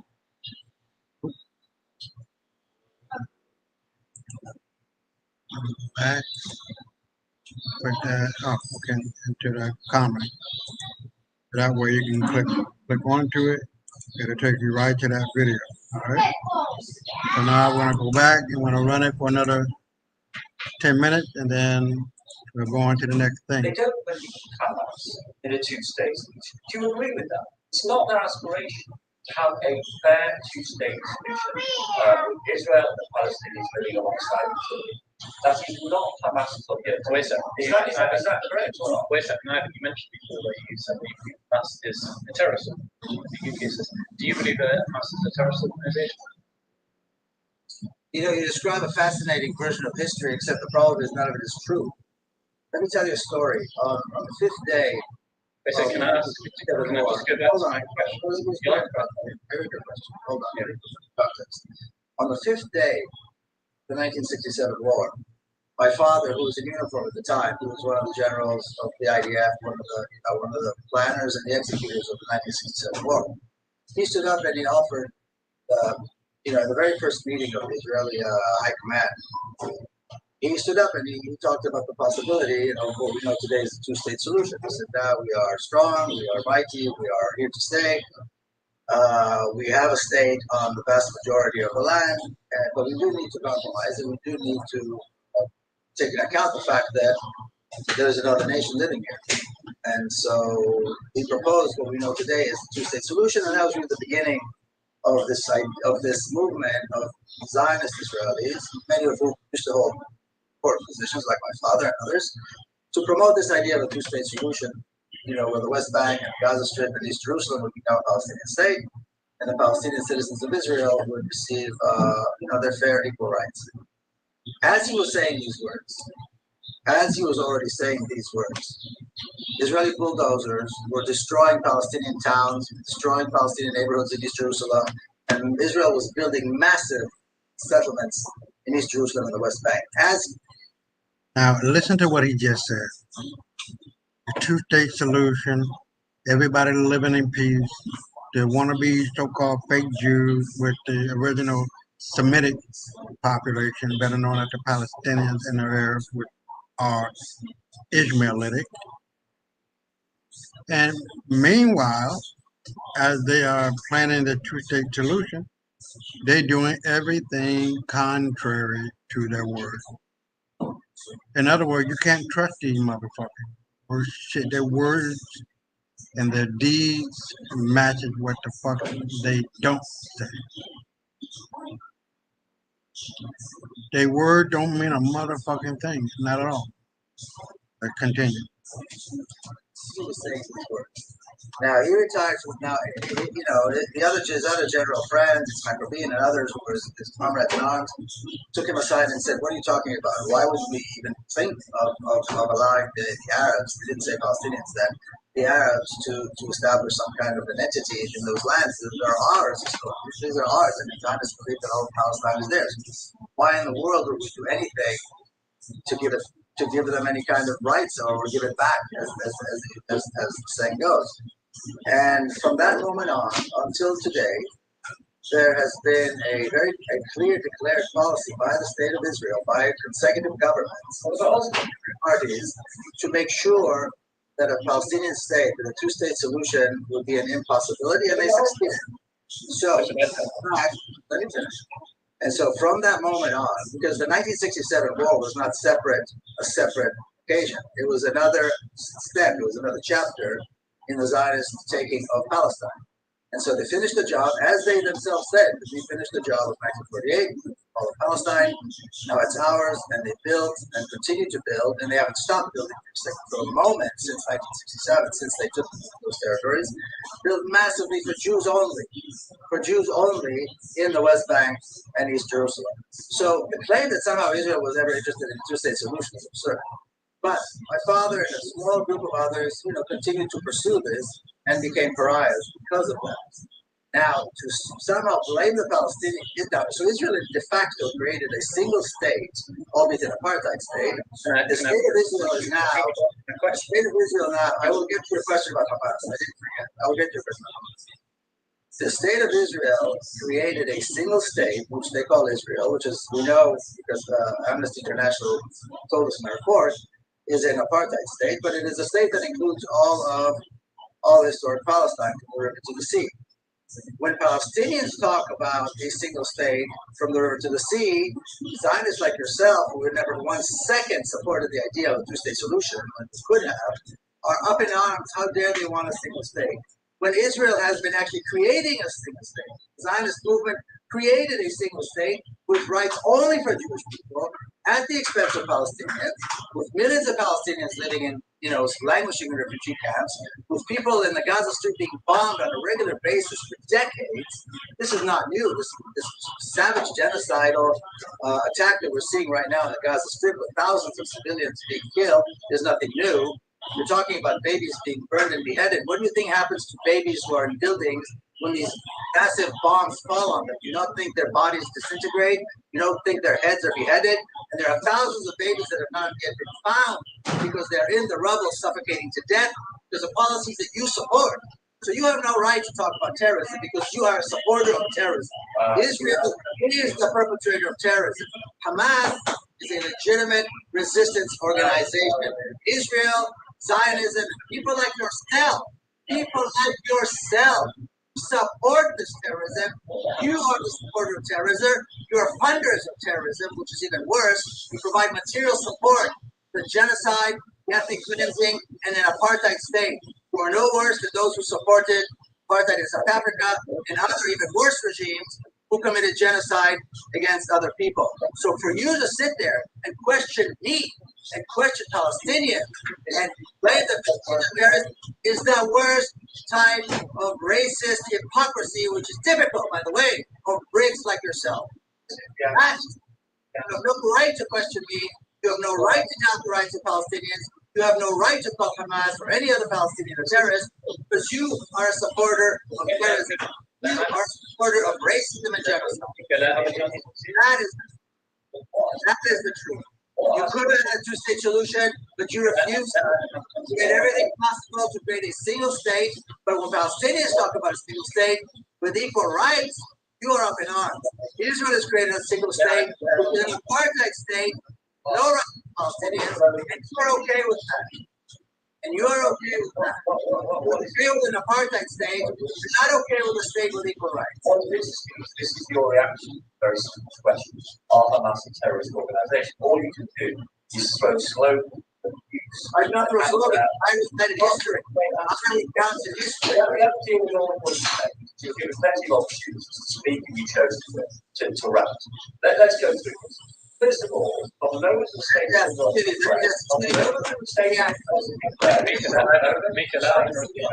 the moment Exactly the purpose of this conversation. on the moment the state I'm just wondering what is the purpose of this conversation? your points. I know. I just want to know what the purpose of this entire interview. What from the You have YouTube channel. There are different perspectives on the very, very sensitive and difficult issues that we're addressing. Is this going to be posted somewhere? Is it going to be posted somewhere? Are you publishing it somewhere? Where is this going to be? Yeah, we're going to post it. We're going to post it. Right, can we get on with the substantive? What is the YouTube channel? I'll send you the link after. Why was that the issue? I'm going to get the opportunity. Wait, so let Ivan respond. Please, I was wondering where this was going in terms of. Yeah, it's going to go on YouTube. Yeah, but wait, so Ivan. Go ahead. From the moment the state of Israel was created, the Arab world was never reconciled to that one. So from the moment Israel was created, they constantly sought its destruction. You talked about the Six-Day War, the Yom Kippur War. The Arab world was never reconciled. Now, what happened was when it became clear that in a state-to-state war, the Arabs could never defeat it, they created terrorist organizations as an alternative, proxy organizations designed to fight Israel on a different basis, on a different footing. That's the first point. So the idea that you're in denial about is that the Arab world, from the moment Israel was created, was determined to invade and destroy that country, and 67 and 73 were necessary and just wars to defend the state of Israel. And I guess that when your dad bravely fought in the 67 war, he believed he was fighting a just war of self-defense. Or why was he there at the command of the IDF? Because he believed he was fighting a just war. That's my point. The second point I would make is this. You talk about an apartheid state. Absolute nonsense. It's a one-person, one-vote country. That's very recently an Islamist party actually served in the government. There are Arabs in the Arab judges in the Supreme Court, one of whom actually sentenced a former Israeli Prime Minister to prison. So the idea that this is an apartheid state is full of propaganda and slogan nonsense. One person, one vote. Now, apartheid South Africa never ever allowed the black minority on the vote. They certainly wouldn't have allowed Supreme Court justices. They certainly wouldn't have allowed the black community to have representatives in the government. So this nonsense about apartheid state needs to be. Because people like me have never supported the two-state solution. Rubbish, not researching. I absolutely supported the Oslo process, which you're in complete denial of. No Israeli apparently has ever authentically, genuinely believed in a two-state solution. So when Yitzhak Rabin stood on the lawn of the White House with Yasser Arafat, as much as he found it incredibly difficult to do so, and built it, and said it's time that the violence is over, and committed himself to a different way forward. That is what happened. And subsequent to that, as I said, subsequent to the Oslo Accord, Rabin got tragically assassinated, we all know that. Barak and Olmert offered the Palestinians 99% of what they say they required to deliver a fair and just two-state solution. On both occasions, the Palestinian leadership walked away from that. So and by the way, at the time that they did that, they had Israeli public opinion with them. When did Israeli public opinion turn against the notion of two-state solution? I'll tell you exactly. In 2005, when Israel unilaterally from Gaza, as the world demanded, as the Palestinians demanded. I'm going to stop it there. If you wanted to continue, because I really want to try to get into everything that I have here on my bar. But you can hear the bullshit of this fucking asshole. This piece of shit, wannabe Zionist Jew. All they do is just lie and steal and connive. That's all they fucking do. That's it. So I'm gonna go back and see if my buddy's here.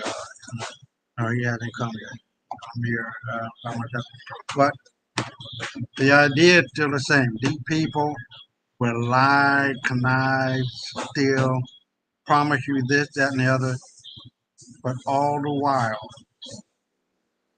they want to take the whole goddamn pot and don't leave you not even las migas, the crumb off the table. So let me get out of here and go to. And now look, I'm not going to run this one. It's just 25 minutes.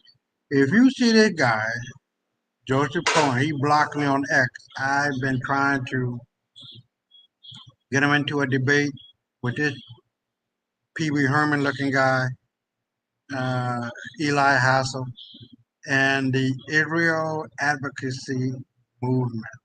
This guy is the head and the creator of that. He doesn't want to debate me. He doesn't. He blocked me on X. I'm here to tell you that I'm going to eat him up and shit him out like the Lion of Judah that I am. He knows fucking well he's not a real Jew and that I am. And he doesn't want to force it. He's happy to talk to other people who don't go at him and don't come at him like I will. So this is another one, Miko Pellet. He quit the interview because he know that this guy is a fucking wannabe racist Zionist who doesn't know a motherfucking thing. If he do know, he's faking like he know, or whatever the case may be. Excuse me, I gotta scratch my back here. But he's faking like he know. And they know that they're not from there. They know they're not the real Jews, but they keep faking that they are the real Jews, right? So take a look at this one with Miko Pellet, what we had just seen him do in the other debate, and you will see how he just tears him apart. This guy, Joseph Cohen. If you see him on X, tell him Isaiah is looking for him. If I've written to the guy, I don't know if he's interested in having me on his show, because he knows fucking well I'm going to eat him alive. And you know what else? Hold on, let me get out of here. Now this is called Mika Pellet Thumbs Out in the middle of a debate, so you know exactly what it's like. You know what else is so particular about the Middle East or Northeast Africa and all that and what is going on? That whole area was put into a wall, a trust by the Moors. The Moors gate is still there. Our ancestors put that whole area into a wall, WAQF. I don't know how to say that in Arabic or whatever the case might be, but people know what it is. They have no claim to the area at all, even if they wanted to. That wall, that trust is still active today after all these years. And you're going to hear about it, and you're going to find out about it, and you're going to be seeing all the so-called real Jews coming back to that area. As a matter of fact, let me go to my profile on X, right? And to my media. So what I wanted to do is to pinpoint my book. It's called The White Man's Burden of Lies and Deceit, 1 and 2. This is the first one, and the second one is more powerful. This one. Now, everybody knows that Gamal Nasser, the ex-president of Egypt, stated, "The Jews left here black and came back white. We cannot accept you." Now, this is one written by the Global Guardians of Al-Aqsa, Administrative Trustee Saeed Abdel Hadi. Washington cannot broker peace negotiations on behalf of the Palestinian and on behalf of the Palestinian and the Jerusalemite family, with the 13th Jewish tribe of European Ashkenazi Khazars, who, contrary to Nikki Haley's assertions at the United Nations, today do not carry any biological lineage to the original black-brown tribes of Hebrew Israelites, nor can they trace any historical relation to Jerusalem, Palestine.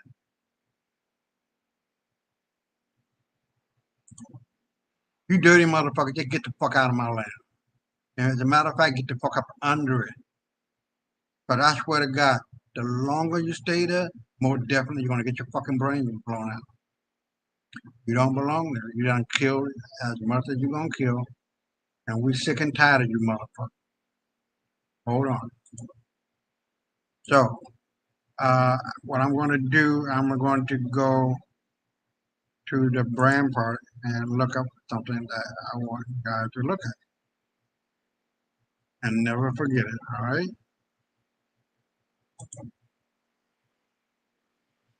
This is the white man in a sea of blood of everybody that he done fucked over and fucked around and fucked around and fucked around. And now all of that hate, all of it, on that ass worldwide. We're not going to stop, Mr. Wannabe White Man, until you are done and off this fucking planet.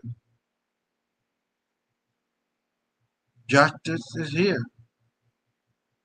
Karma is here. Daddy's home. And all you little children have been acting bad. You should know by now that the black man and woman are the parents of all of humanity. And what you've done, you violated the trust. You violated the trust. You violated the trust. No one can take you seriously. No one can take your word for what it is. You've earned all of the disrespect that you got coming to you. Believe me, as you have done, so shall it be done unto you and your baby down to the infant. Your heart shall race with fear, and your mind from this motherfucking day forward will never, ever know peace, ever. It'll be for eternity. You'll be the footstool of every brown skinned person on the fucking planet. You guys are not reproducing. 75% of the people who took the gasoline and drank it, you know what I'm talking about, were the pale skinned people. Your whole DNA is fucked up. Long before the gasoline was taken, your birth rate was about 0.08. Now it's about 0.03. You ain't gonna make it. Black folks are not gonna get and go anywhere. We're not leaving this motherfucker. No matter how you try to kill it. No matter how you try to do this, how you try to do that. It ain't gonna work. It isn't working. It's working on you. Because now you have to face the fact that you're not white, you're not European, you're not Anglo-Saxon, you're not Caucasian. You're just a piece of fucking shit. The worst goddamn troglodyte niggas on the fucking planet. Troglodytes is what you guys are. You're not human. The only human beings on the face of the planet, the Homo sapiens sapiens, are black people. You guys are just one step up from the goddamn monkey and the intelligent quotient in the DNA that you guys have. This is not me saying it. This is genetic scientists from around the world, especially Harvard, have come to that conclusion. You guys scored a 6. A goddamn or orangutan or gorilla is a 5. Black people or people of color is 9. You might well just say 10. You guys did not create not one civilization and not one world religion. What you have done, what has been done and continue to do because you just don't see it. Your eyes are covered with pride. You can't even see your downfall, the handwriting on the wall.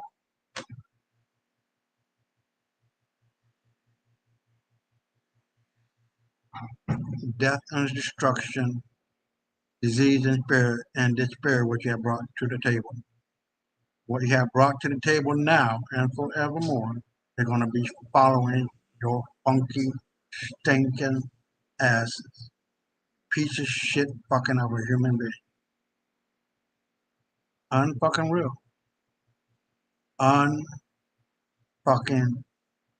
real. And what is so devastating is that for you to face it,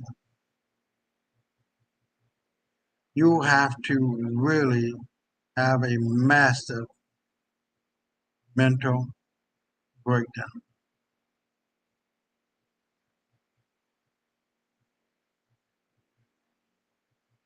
So let me go on and try to wrap this up as much as possible. And what we're going to do, we're going to go to this little short video, and then I'll be right back.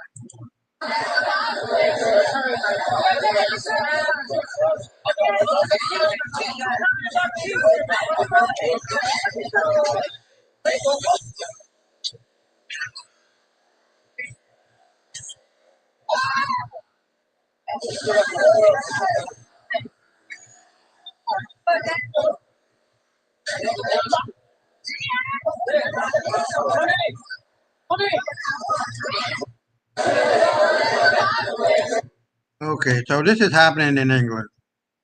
Now, proper and prim and talking without Buddhist act, you would think they would be so civilized. Proper. But as Gaddafi said, if you kill me, you'll be opening the door to all of hell for all of eternity. Look at what has happened. Immigrants are just flooding throughout all of Europe and America, and people are converting to Islam by the tens of thousands because they know what's up. The sword of Islam is here. The sword of Islam is here. The Arab Spring is here. And it's getting worse and worse for the pale skin. Our hand is around your motherfucking neck and a foot up your fucking asses. And it's getting tighter and tighter and tighter. We're not asking for our shit. We're taking this motherfucker. And we're gonna bury you. Politically, economically, spiritually, and when it is necessary, fucking kill you. Physically. Because a lot of you motherfuckers just need to just die. You don't even see it. Act right, be right, think right, do right for and with your fellow human beings. For whatever reason, and I know what that reason is, you think your white skin is just shit. It ain't shit. It is the lowest of the fucking low.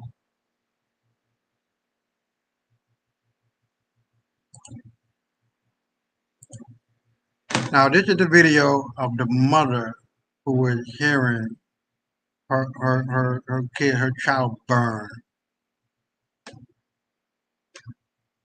And you want to have sympathy, people to have sympathy for you? I don't think so. Let's roll, baby. Let's roll. Israelis went and bombed 2 schools, okay? And this mother had to witness her own daughter being burned alive in front of her.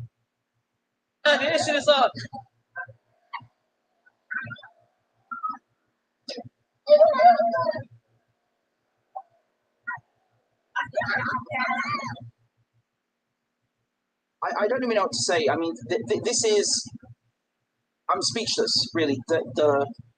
Forget Ismail Haniyeh for a second. Forget the assassinations the Israelis just, I'm speechless, really. This is her. Dead.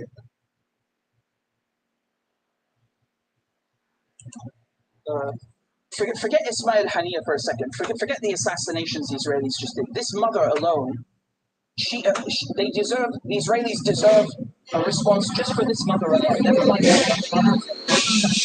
Do you see how much pain is being caused here? Do you see how much pain that is? Invaders. They call these people, Amalek and Goyim and all sorts of racist things. I mean, if someone did that to me, if someone did that to you, what would you do afterwards? If someone, burns your children in front of you, and you take up arms afterwards, you're the terrorist? I think burning someone's children in front of them is terrorism, me personally. I don't know about you. I think most of the world would agree with me, but nevertheless, we know Israelis don't really care. As a matter of fact, the Israeli finance minister was just saying that it may be justified. Read that slowly, deliberately, purposefully. Smotrich, who is part of the Israeli government war cabinet, says it may be justified to starve 2 million Gazans, but the world won't let us.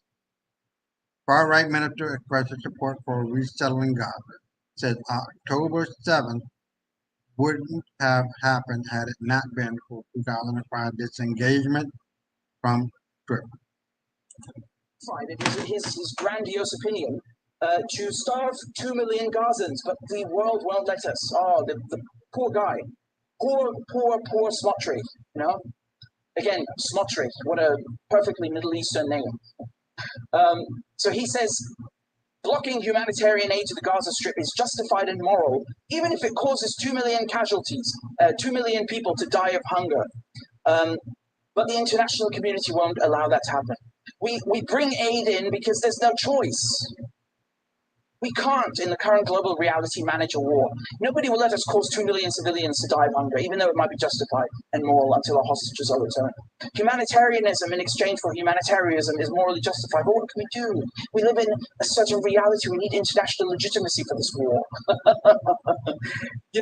That's again, this is Israeli, democracy at work here. Remember, Israel's the only democracy in the Middle East. Just showing how much they respect international law and the Geneva Convention and how they've applied these things domestically. Really an upstanding person, wouldn't you agree? What an upstanding human being. What a humanitarian. You can't, it's the world that's unfair. Why can't you let Jews in Israel starve 2 million people? Why is the world so anti-Semitic? I don't understand. By the way, there's a name for this. It's called genocide. You can call it, tango if you want. You can call it red if you want. You can call it whatever you want. PC. I don't care. The point is, it's wrong. Starving 2 million people is wrong. The supremacism here is so obvious. He puts the thing with hostages in there, but the Israelis really do believe this. They think that 100 Israelis are worth 2 million Palestinians. You have to be a racist, a supremacist, a nut job to believe something like that, right? I mean, again, I don't know what to say. And once again, just to showcase Israel's compassion and their respect for democracy and human rights, they drone striked 2 Al Jazeera journalists, Ismail Al-Ghul and Rami Al-Rifi. They murdered them with such precision that I saw one of the photographs from the car. One of them had his head completely missing. It's with that precision. Okay, so I want you to remember that when the Israelis claim that they are a democracy, when they claim that they care about press freedoms, when they claim they don't kill civilians, when they claim that they just have to drop 2,000-pound bombs on building blocks because they don't have any, they just don't have anything else. They obviously have more precise means. This is a moving vehicle, and they've blown one of these journalists' head off. Listen to one of his colleagues afterwards, and I agree with this caption. If a white correspondent the whole war, we wear our helmets.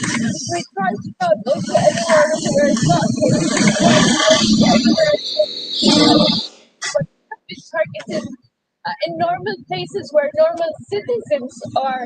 We try to do everything, but at the same time, we want to report. We want to report what's going on. It's heartbreaking to report this today, and it's heartbreaking to report Shahid's killing, Hamza's killing, and Samir's killing. And this is not the first time we're doing this, but every time it feels as if it's the first time. It's a great loss for us. We are journalists in Gaza, especially Al Jazeera's team losing such a colleague. We do everything. We wear our press jackets, we wear our helmets, we try to not. Honestly, I think it's better for journalists not to wear the press vest, because the Israelis, when they see the press vest, it's like, when they see the fatigues that a doctor is wearing, for them this is a target. Doctors in Gaza actually take off their their scrubs, basically, when they leave work, because they're afraid of being sniped or hit with a drone, precisely because they're doctors. And I think the same applies to journalists. And here they were taking off their press vests in protest.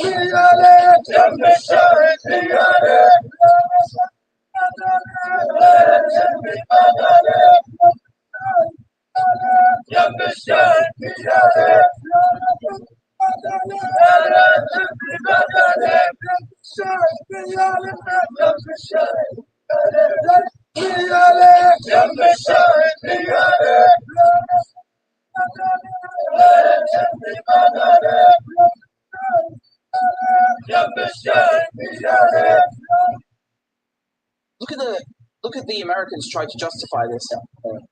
So, in the same thing, danger should not be considered anyway. That is absolutely right. But we have seen that the two military facilities were right there in the country all the years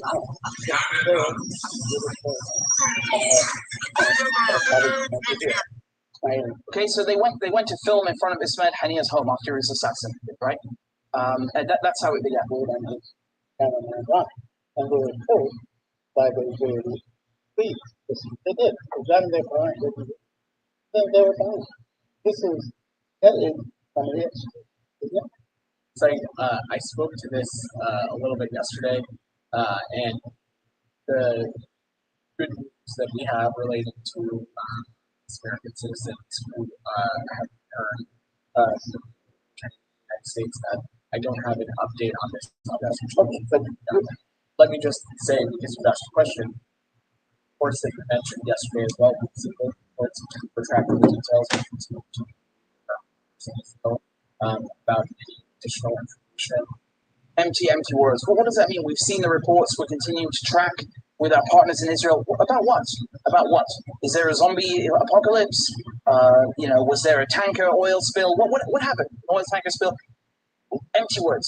They mean literally nothing. But beyond that, when we have talked about journalists who have killed in Gaza, this is something that Senator has spoken to a Facebook time and time again, offered our not just our condolences, Palestinian journalists killed in Gaza who have attempted to make clear just how vital the work of journalism has been. Okay, that's very good. We know journalism is valuable. Yes. You offered your condolences. Guess what? We don't want your condolences. Just stop killing people. How about that? Because you're providing the bombs, right? So you can't say you're not responsible. Just stop killing journalists. No one wants your condolences. Save the condolences. Spare us. Have you ever seen to showcase the ongoing dire conditions in the Gaza Strip and how? Yeah, what dire conditions? Who's causing the dire conditions? Can you elaborate?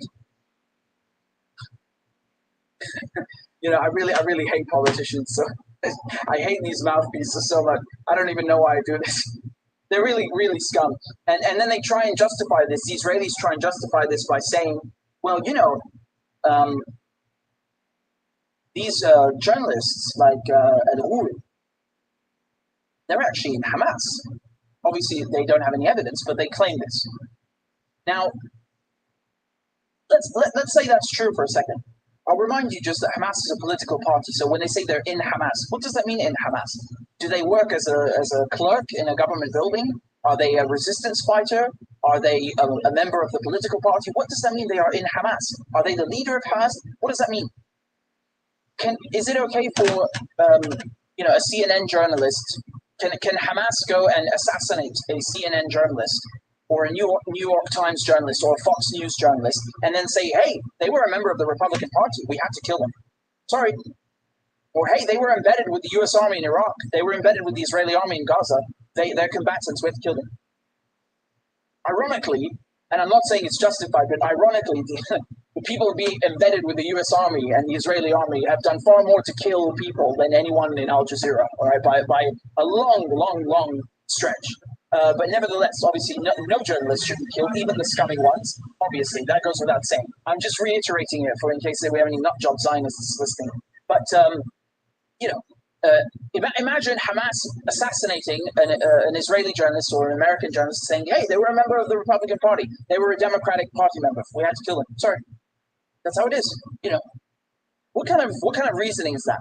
And in the West, these people's colleagues, right?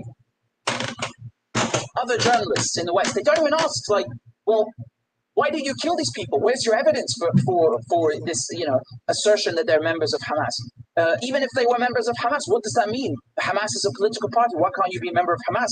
It's the biggest party in Gaza. What's wrong with being a Hamas member? Are they not the journalists in America who are, no, nothing. It's just like, well, it's a given. It's a given that you kill an Al Jazeera journalist, of course, right?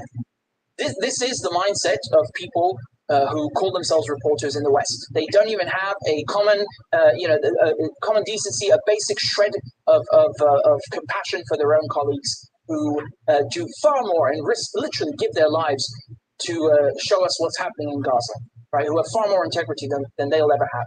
And as they kill these two journalists, they also killed Khaled al-Shawa, so a 17-year-old boy who was riding his bike.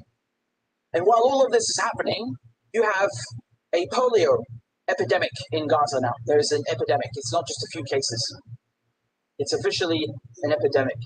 And you also have at least 40,000 cases of hepatitis in Gaza. Israeli media were ironically saying it's 100,000. Now the UN says 40,000. Regardless, I think we can all agree that this is not good. What it is biological warfare.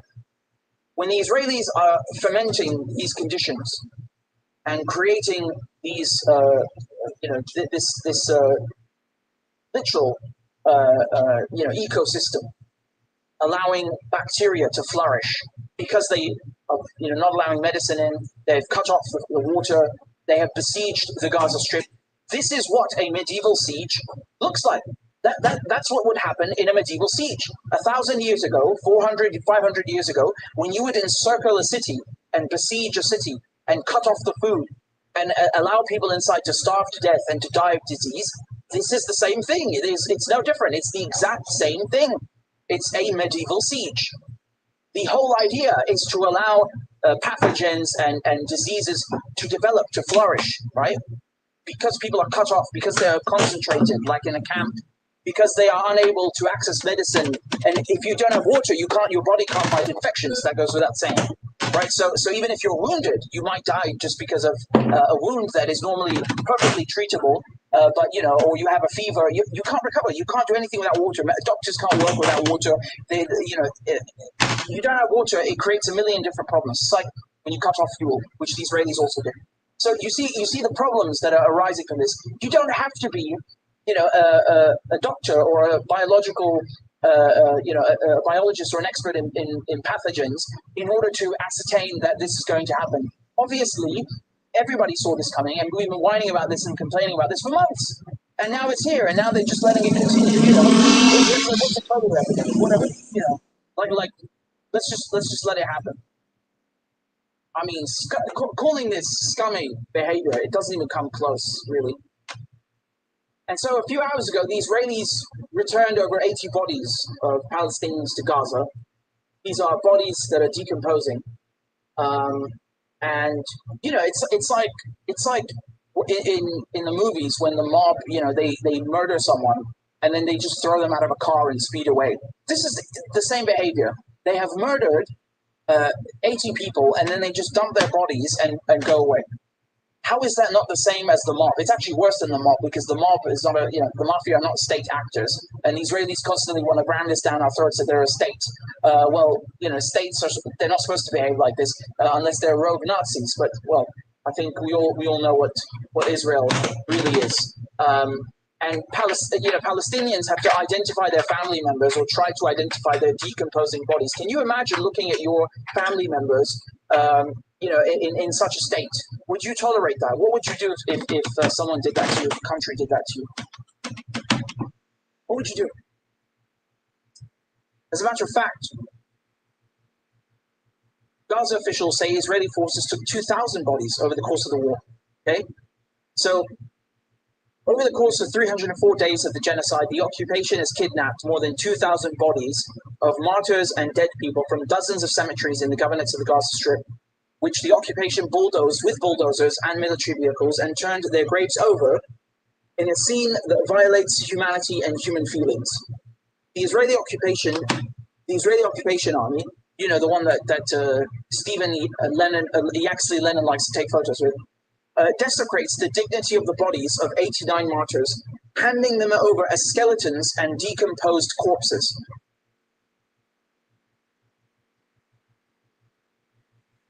I mean, I don't really know what to say. I don't know what to say. It's look, there's so many crimes, really, and what I've shown you is like nothing. I mean, this is like, not even half of what Israel did just today. Just today, and the journalists and the boy they killed a few days ago. But I mean, these crimes are ongoing. It's a daily thing. It's a daily thing, and the irony is that if you go and you look at Gaza, you look at the Jewish cemeteries in Gaza. They were kept in perfect condition.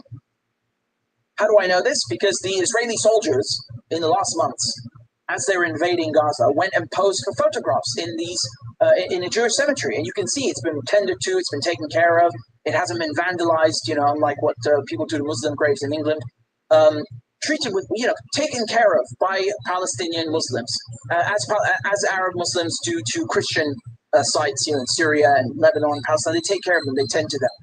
And then what do the Israelis do to repay or return the favor to the Palestinian Muslims who have taken care of Jewish graves in Gaza? They go and bulldoze cemeteries, several cemeteries, containing old bodies, new bodies, people that have just recently been martyred, and film it even and post it online.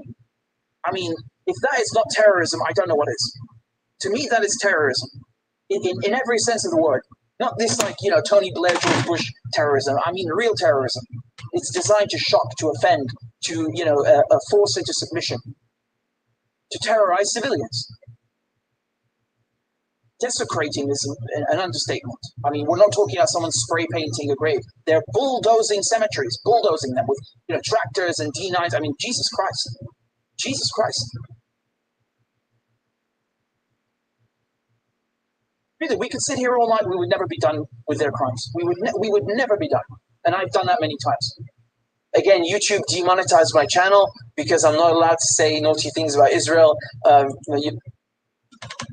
like this guy. He really brings it out. But one of the things that I don't like is the fact that journalists like him, he's Syrian, and Muslim in general, are not bringing it out to the forefront, front and center, that these people are not Jews and that they should be focusing in on who the real Jews are.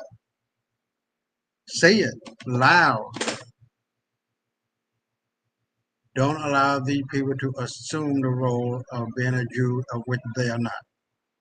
Ilan Pape, Chomsky, Miko Peled, Finkelstein, all said that these people or people look like them are not the real Jews.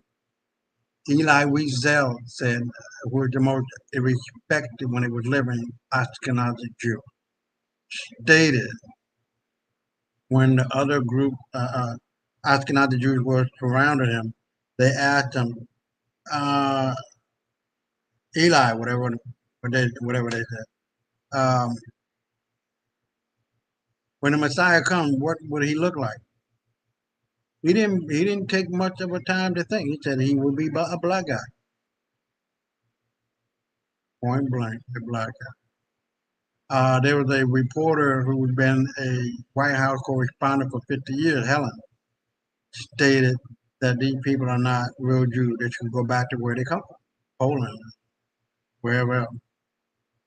So my question is, when will you Arabs in the Middle East come out to admit the truth of the matter that you fucked up?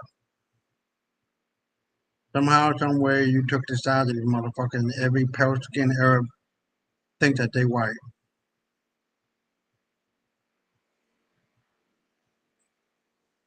You created movies depicting black people as maids and servants, telling them that they're slaves in a movie.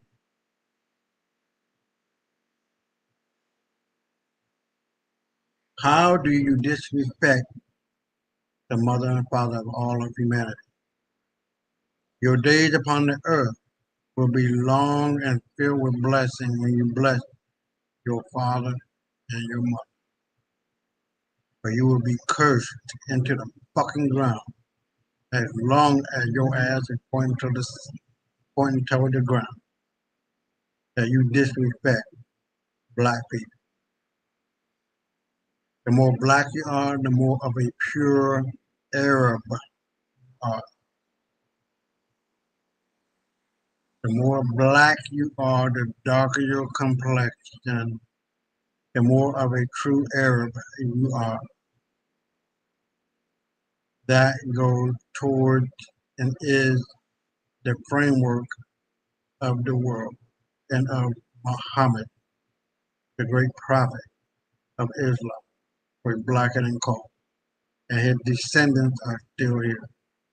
So how do you disrespect that? Must let it go. Because these people are going to run your funky asses into the goddamn ground. When you follow a fool, you become a bigger fool. When you follow a murderer, you become a bigger murderer. When you follow an ignorant motherfucker, you become a more ignorant. And they are leading your ass, dumbasses, right into hell along with it. Let me get on out of here and go to the next one.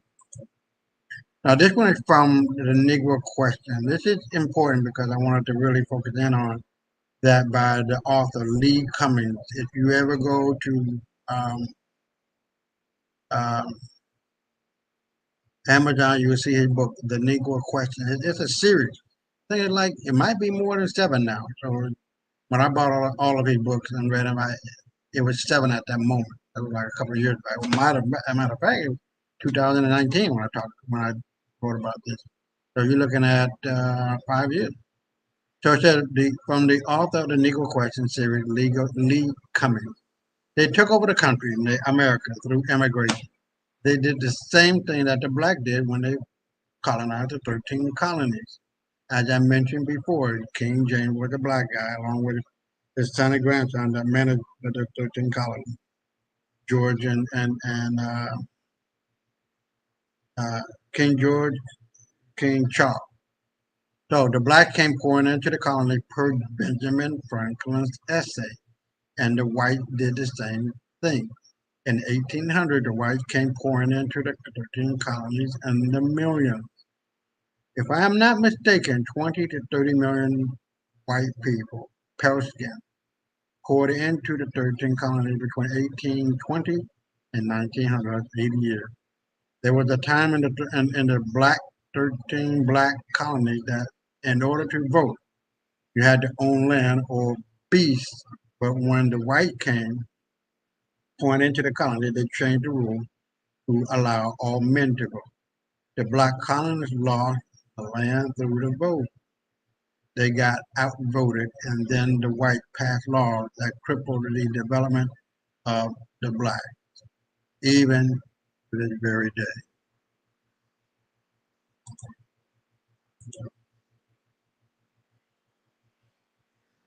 Now, this is an open letter to black people of color. You know, let me let me read this. An open letter to people of color. Please do not trust. This is from a white person. Please do not trust white people. Every single one of us, every single white person is racist. It's something that we were born and raised into. And I want to cover that in a minute. We were and are consistently indoctrinated into white supremacy. Indifference and apathy towards systemic racism and its horrific results is not just more comfortable, it is incentivized. We are actively rewarded by white supremacy in its many forms for ignoring people of color and their cries for justice.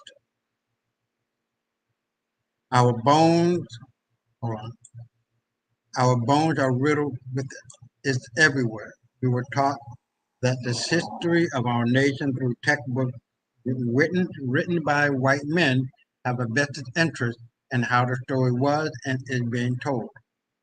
So we think that Martin Luther King Jr. is the patron saint of polite black folk to be invoked against the angry one. Peanut butter is the extent of black excellence. And according to the newest textbook, slaves were just unpaid interns. We were brought up being given medicine designed for us by white men who historically tortured black women and murdered black babies to found gynecology, men who performed surgeries on black people without anesthesia and no precautions because it was believed that black people cannot feel pain. And you wonder why we do not sympathize when black children are gunned down by police. Nothing stopped. The framework of a systemic racism just keeps getting dressed differently.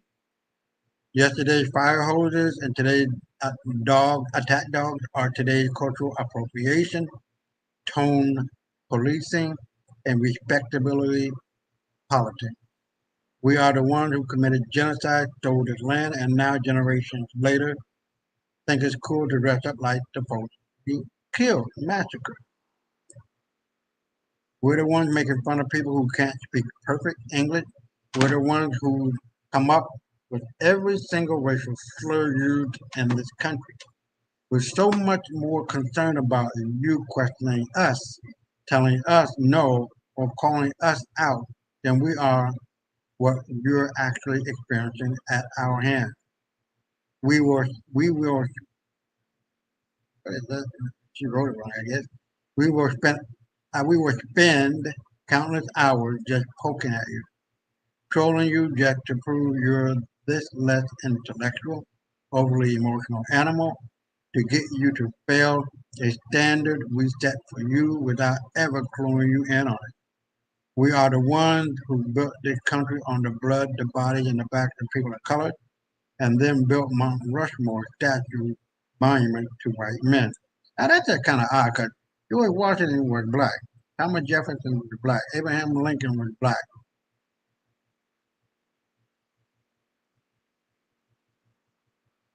All these men on Mount Rushmore were black men. We rigged the economy, the government, and the school created the ghettos, set you up for failure, and then we blame you for your not pulling yourself up by your boot. We are still making you defend yourself over and over ad infinitum. We make you defend your personhood, your autonomy, your agency, your decency, your humanity, because when you keep minorities on the defensive, when you keep them explaining who they are and justify their right to life, nothing will ever get done. I'm going to read that again. This is the trick that they use on our people. We're still making you defend yourself over and over ad infinitum. We make you defend your personhood, your manhood, your womanhood, your neighborhood, your everythinghood, your autonomy, your agency, your decency, your humanity. Because when you keep minorities, we're not a minority, they're the minority. When you keep minorities on the defensive, when you keep them explaining who they are and justify their right to life, nothing will ever get done. Even though I'm queer, even though I'm trans, I still get to sit in the whites only section, and I have heard what gets said, and I'm begging you, please don't trust us. This is a white motherfucker telling you that. Gay. If you dumb motherfucker black folk don't get this shit by now, fuck you. I mean, the game is over. And what else can I say and do?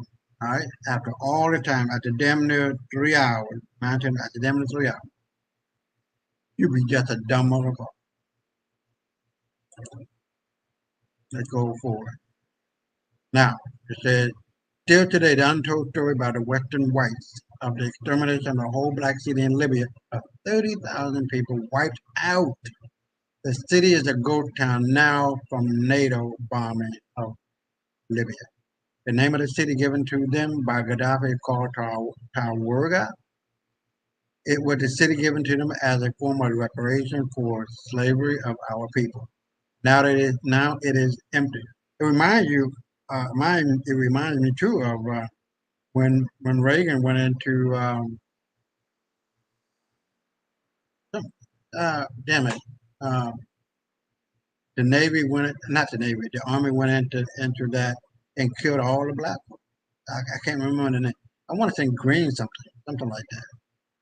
But if you know it, what it is, then put it into the chat. I guess do there. Now it is empty and against Western-oriented Libyan law for any black or anybody to be found within the city. Lynching of our men ran rampant while the NATO countries were bombing the area. This is the black extermination of 2011.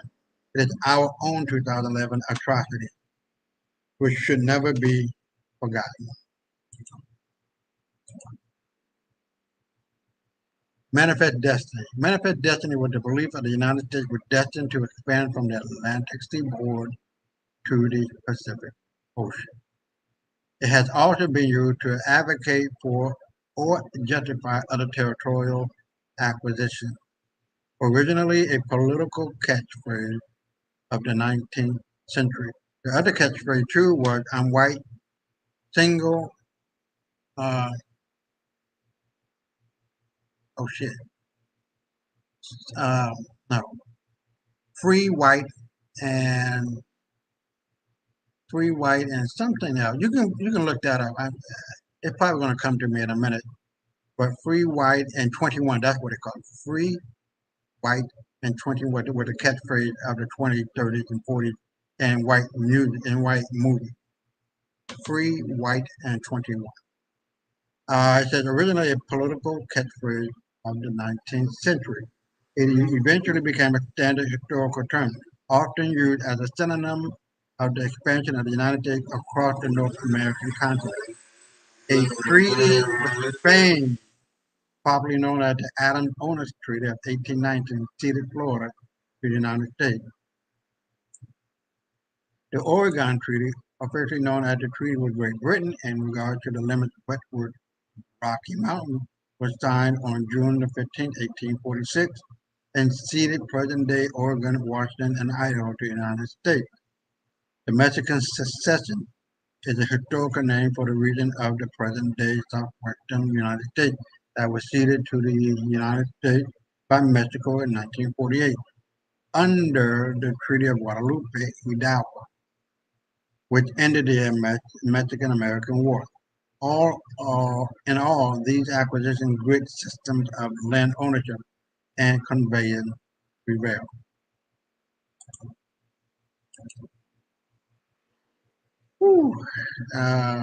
So we're going to read this one, and then I'm going to make the comment. Dozens of gun-wielding, mostly white 30 to 60 age males recently have gone berserk in homes, offices, churches, grocery stores, community centers, or industrial workplaces, even the national and in California capital. Office massacre claimed 12 in Atlanta, 3 in Alabama, 7 in Honolulu, 4 in Seattle, 8 in Tampa, 3 in Santa Cruz. Enraged middle-aged gunned down 4 teens and 3 adults in a Fort Worth church, 6 more in a Mormon library, and 3 teens and a Bible teacher in Ohio.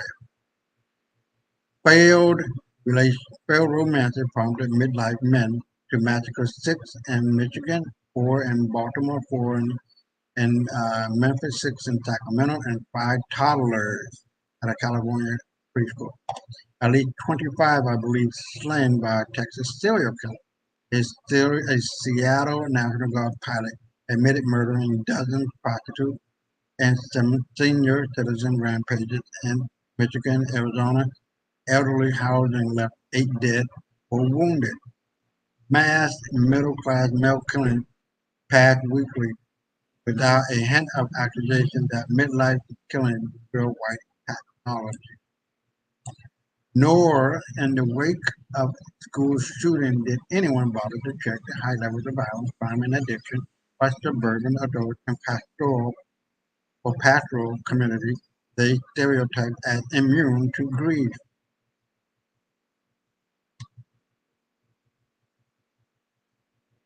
The latest California criminal justice profile showed that in 1999, police in white suburban Santee logged 231 weapons related to domestic violence reports, along with arrests of 300 adults for felony, property, drug, and violent crime, including homicide, and 600 more adults for other offenses.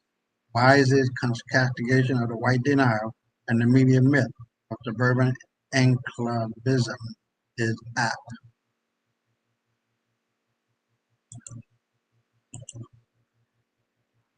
I'm going to read this one, and then we're going to go to the video, and then we'll be wrapping it up, all right?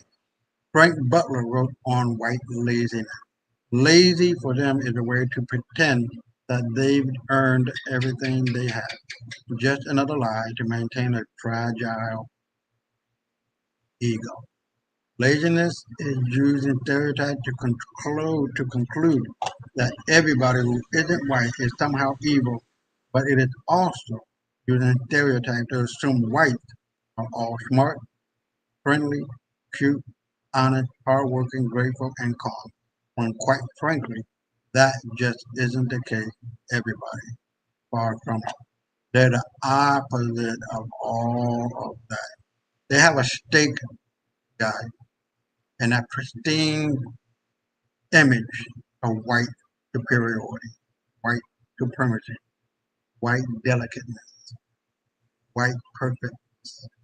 And if they ever, and they have, and they still do, and they still are very aware of what they do, but if they ever get the clue wholly, totally, that they ain't shit, that they come from shit, and they just talk shit because they ain't shit because they talk shit, you're going to see more and more white folks committing suicide.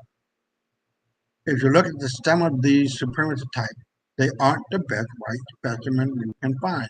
They are usually trying to co-sign or ride the coattails of whites who far better represent their race, trying to take credit for shit. We are the rich, we are the best, we wrote the Constitution, we invented the phone. No, you didn't. The phone was invented by a black guy.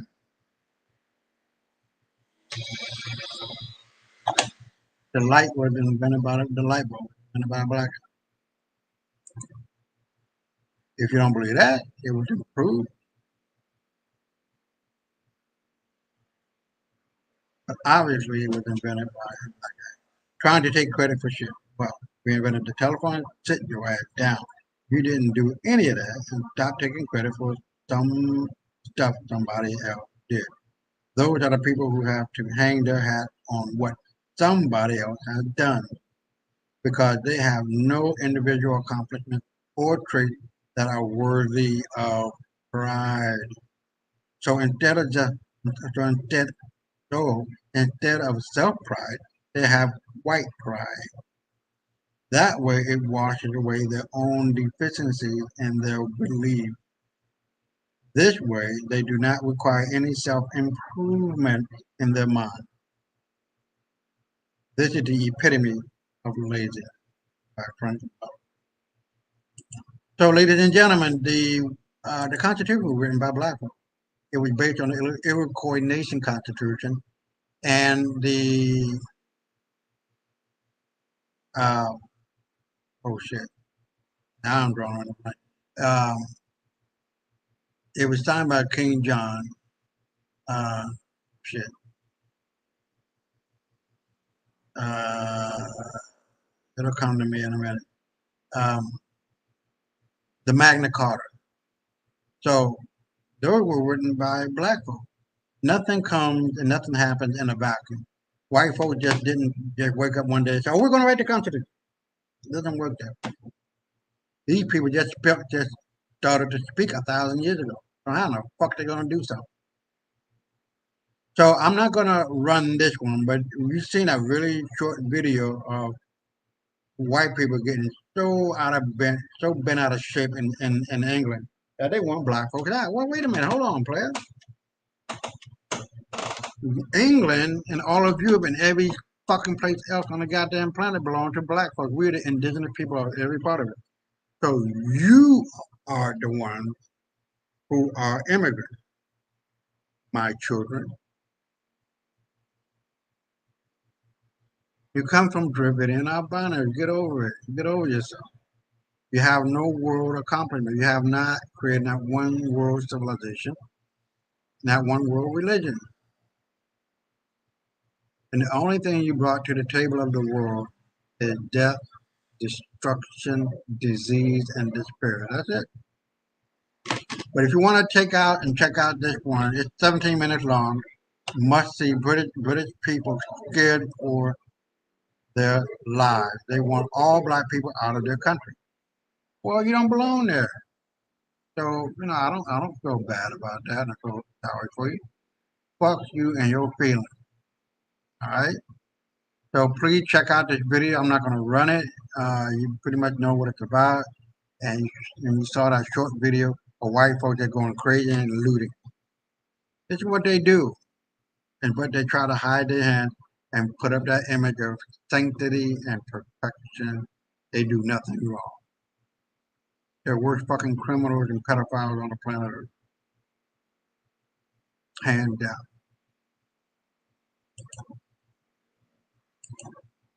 Now this is another one. I'm not gonna go through it at 36 minutes long. But I would really would like for you to check it out. It's called "How is Israel Connected to the Unrest in England?" And it's not the immigrants; it's the Zionists who are creating this uh, environment of hate at their own behest. And as you have heard, Benjamin Friedman, our first tape, they are professionals, I guess, in creating havoc and confusion. And they tell lies until they get to where they want to be. All right. So check out this one called "Pogroms, Not Riots." How Israel connected? How is Israel connected to the unrest in England? All right. Now, now why did I bring this up? I'm trying to remember. Okay. No, I guess I didn't have. Hold on. Let me. I think I had put this here to go to my buddy's um, messenger. But, okay. Yeah, I think I. All right. This one is about an Israeli tourist in Tokyo, and this guy here, he was talking about how Israelis are just terrible and need to get the fuck out of Palestine and leave shit alone. Stop fucking around. This one there was a white woman who lost her privilege. These people actually believe that their shit don't stink. Check this one out on YouTube. White woman has meltdown on cop because they got arrested on her privilege is snatched away. This one is an Israeli tourist in Tokyo verbally harassing a Japanese citizen by pro-Palestine Japanese protest. Okay,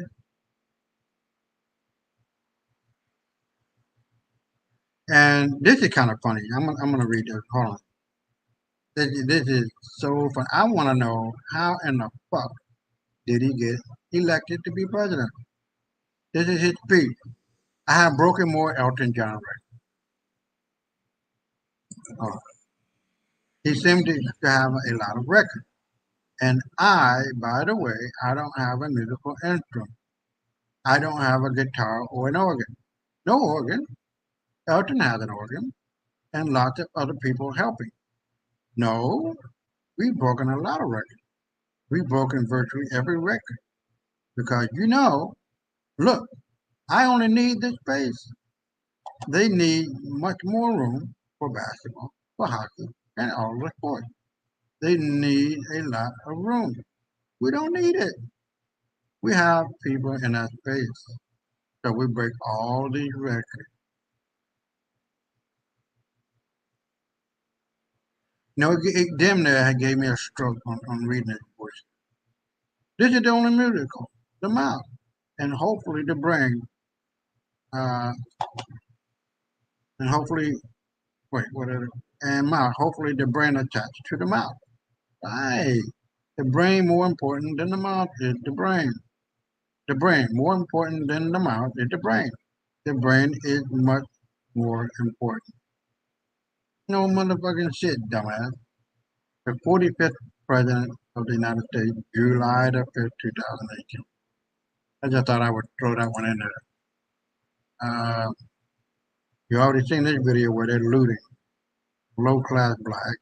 And this is the actual image of the Holy Mother and her son, Jesus Christ and Mary, Madonna and child. That's a beautiful image.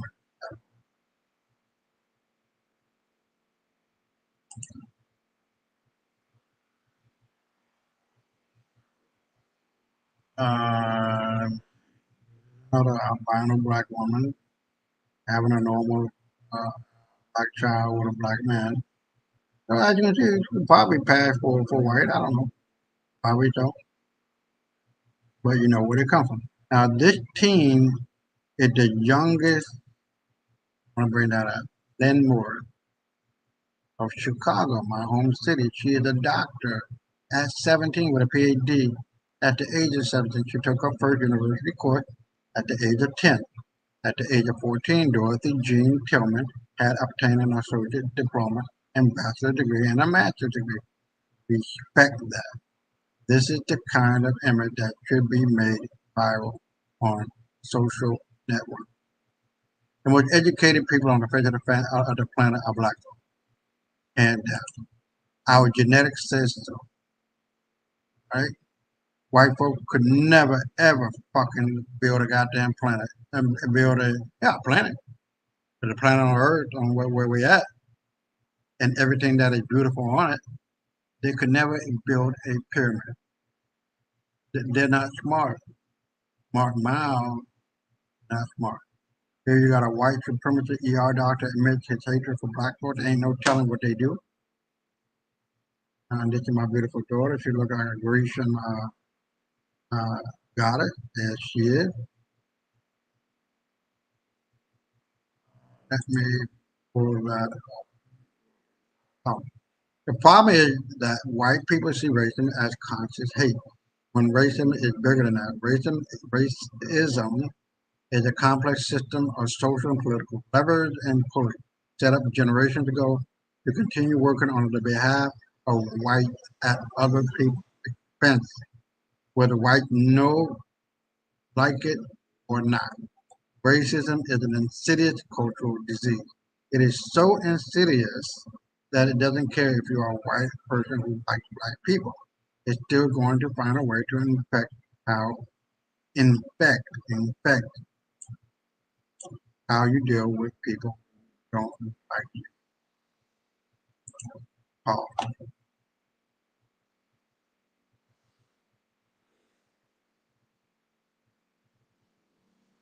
Okay, so this and go to um, some other ones. We have had, or I had seen, um, black people in Britain. And try to find it while I'm speaking. I'll wrap it up. This is a good one too. Whitewash: The Hidden Roots of White Supremacy by Bob Jones. Another inclusive motherfucker. If you get a chance to look at that, please do so. Whitewash: The Hidden Roots of White Supremacy. Uh,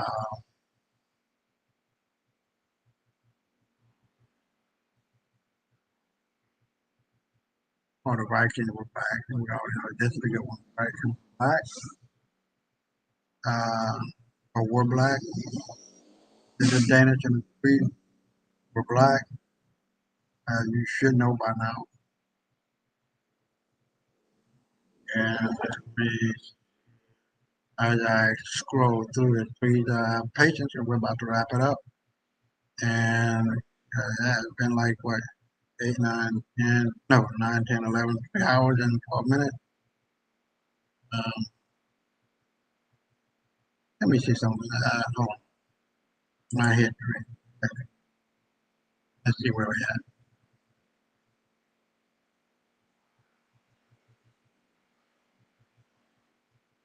Okay.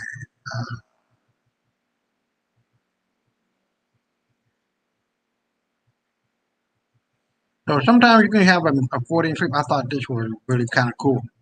So we're going to wrap it up in a few minutes. But I want to Matsado knives do stand out from the crowd. The leather case and premium stone sharpener will let you keep this knife sharp. Bring American capital and expertise and standards to Africa so that we can keep exploiting, so that we can exploring where we can get these minerals. And that, ladies and gentlemen, is what we call the Freudian sleep. For those of us who don't know what the Freudian sleep is, well, let me tell you. And we're going to be looking at a few Freudian sleep in today's video because I came by some very interesting ones. Right? Definition of a Freudian sleep. The Freudian sleep is an unintentional error regarded as revealing subconscious feelings. In psychoanalysis, a Freudian slip is also called parapraxis, which is an error in speech, memory, or physical action that occurs due to the interference of an unconscious subdued wish or internal train of thought. The Freudian slip is considered to be linked to unconscious minds. We need to cease. We need to see a humanitarian pause so we can flow. We need to see ceasing of the levels of violence that we're seeing.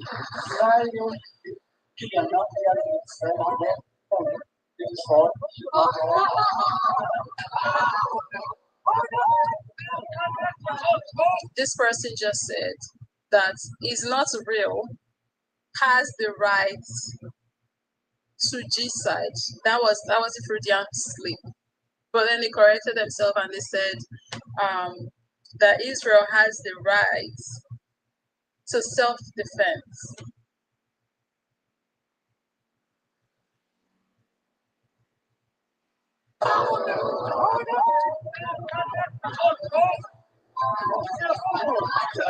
I think the crowd here is a far more better crowd, I would say, than the crowd we would see in a clip coming soon. This crowd, it seems to me like they are like, wait, what the F did you just say? Yeah. But the crowd will see in a particular clip coming up any second now, where we see a former US president having his own Freudian slip. Just wait for that crowd. That's what I'm going to say. I'm also upset that since October the 7th, the focus at the moment is on the other side. People are trying to suggest that there is some sort of moral equivalence. There is no moral equivalence. We are not the victims. We know. We know. We know. Sorry, we are the victims. We are not the aggressor. Sorry. But I can tell you that we are not targeting anyone else in Gaza but civilians. Hamas is cynically, but rather terrorists, of course. I'd like to use the rest of my time to say how appalled I am that people are bringing up the do not use other to describe this one. I have been Ladies and gentlemen, the Freudian slip. How old is this child? First of all, can we talk about? Is it just me or does she look 16? Looking this young, being this young, saying this on here, basically defending G-side, which, by the way, yes, I know it's the propaganda. These people get fed these things at a very young age. Like, we get that, but like, just looking at it is crazy. Like, where is the innocence? There is supposed to be innocence when you are young. This is how the propaganda dies children and what they turn them into. They soil the soul of the youngsters, and that's how they turn them into monsters. Sow the soul of the youngsters and turn them into monsters. Catch them young, right? That's what they be doing with the kids and with everybody at this point. Catch you young, feed you with the nonsense, and that's how you hold these crazy beliefs. And when you grow up, you start doing crazy shit. It's just crazy. They take children's innocence away like this. It's sad to watch personally. It's crazy they're blocking the innocence out of children. And now you have this young girl on here defending G-side, basically.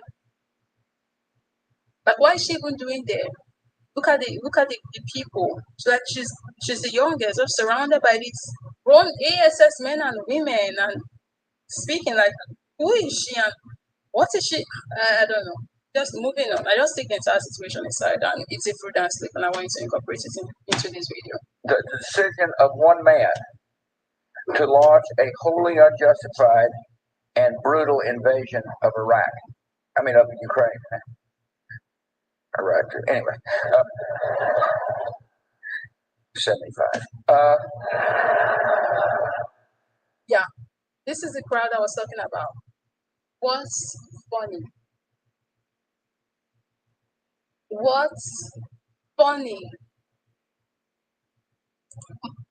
Iraq was not justified. They were getting even with a supposed to be idea in his little fucking brain that they were on the verge of killing his father, getting back or getting even, or something along that line. We have no business being in Iraq, Iran, or any other motherfucker.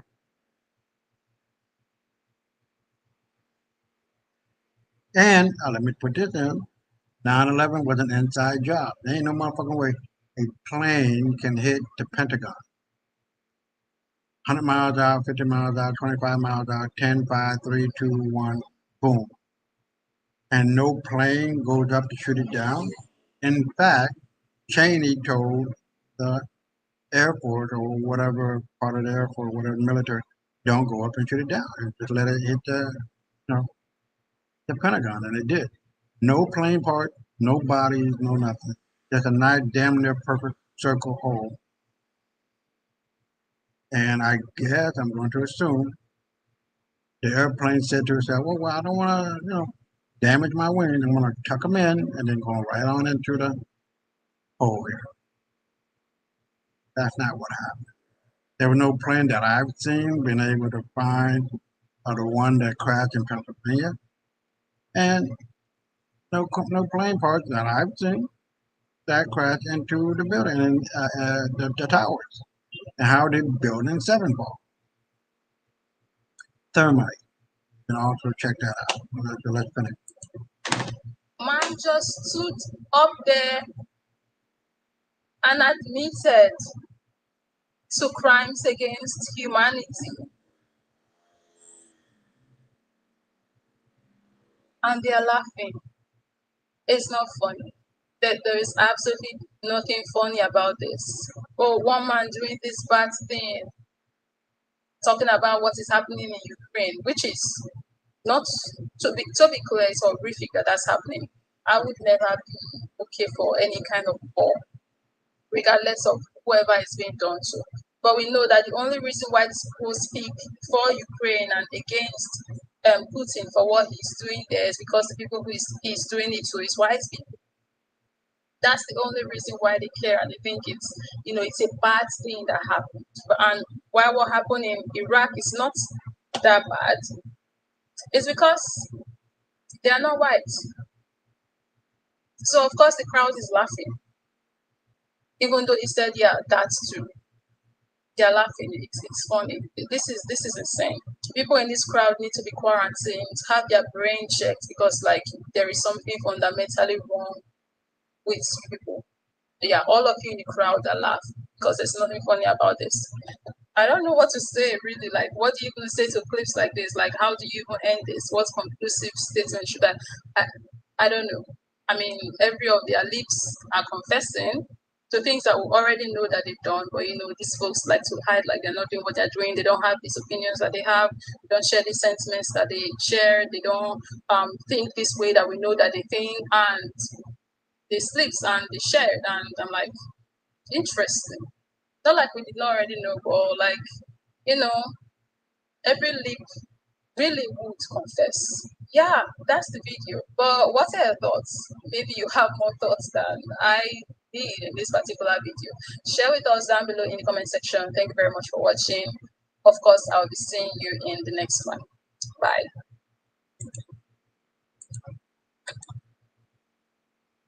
Okay, we're at the end. I don't recall. But I may want to talk about it. I think I've covered it in the last 3 hours and a half almost. So we're gonna get out of here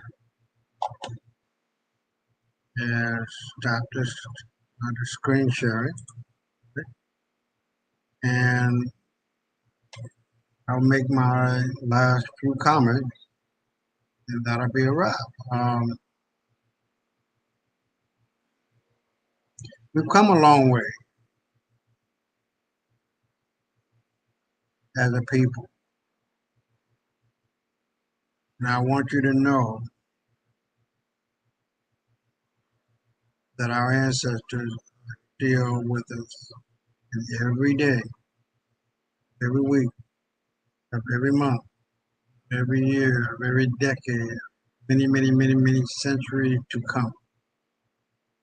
We are becoming more and more like our ancestors. There is nothing, absolutely nothing that can stop you, my people. You are the Alpha and the Omega, the in and the out, the up and the down. You are the blackness of the universe filtered down in human form. You are the black universe filtered down in human form. No weapon formed shall ever defeat you. But in the same vein, put down that Torah, put down that Christian Bible, put down the Quran, or whatever other religion you follow or philosophy you follow. And you beat the fuck out of your enemy.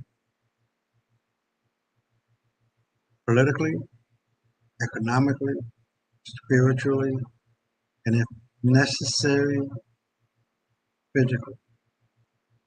You unalive their motherfucking ass that they're doing it to you without a grain of regret. Nothing. This is how these people are.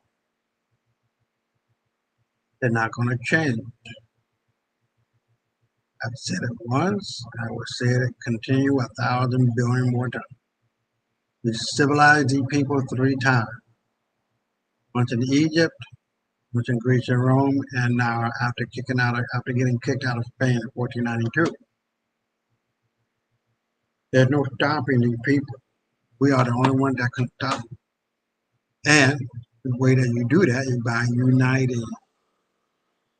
I understand both, but if we continue to fight amongst each other, these scallywags, these bastards, these bitches, these infidels of Islam, of the world, will continue their rampage upon the earth. Evil will always have its day. It always destroys itself in the end, and those who partake in it. Always, A-L-W-A-Y-S, and in always, A-L-L-W-A-Y-S.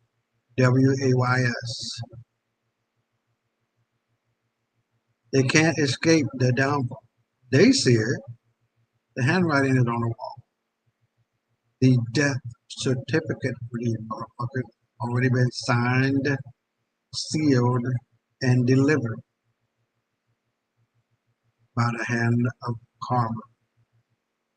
As you, white man, white woman, white people, have done to the world, so shall it be done to you. Your heart will run with fear, and your mind will never know another motherfucking day of rest. What you have done upon the world, my God, it's going to be done to you, and it is being done to you, and rightfully so. Reap what you sow.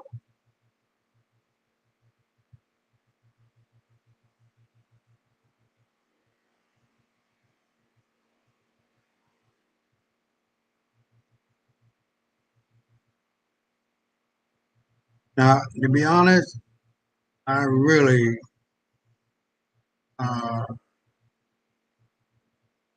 don't know what else to say. Other than justice is here. Karma is here for you, mother.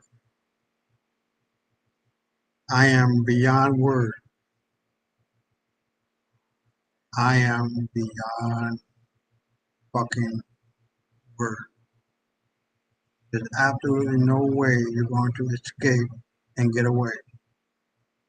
White boy, white girl.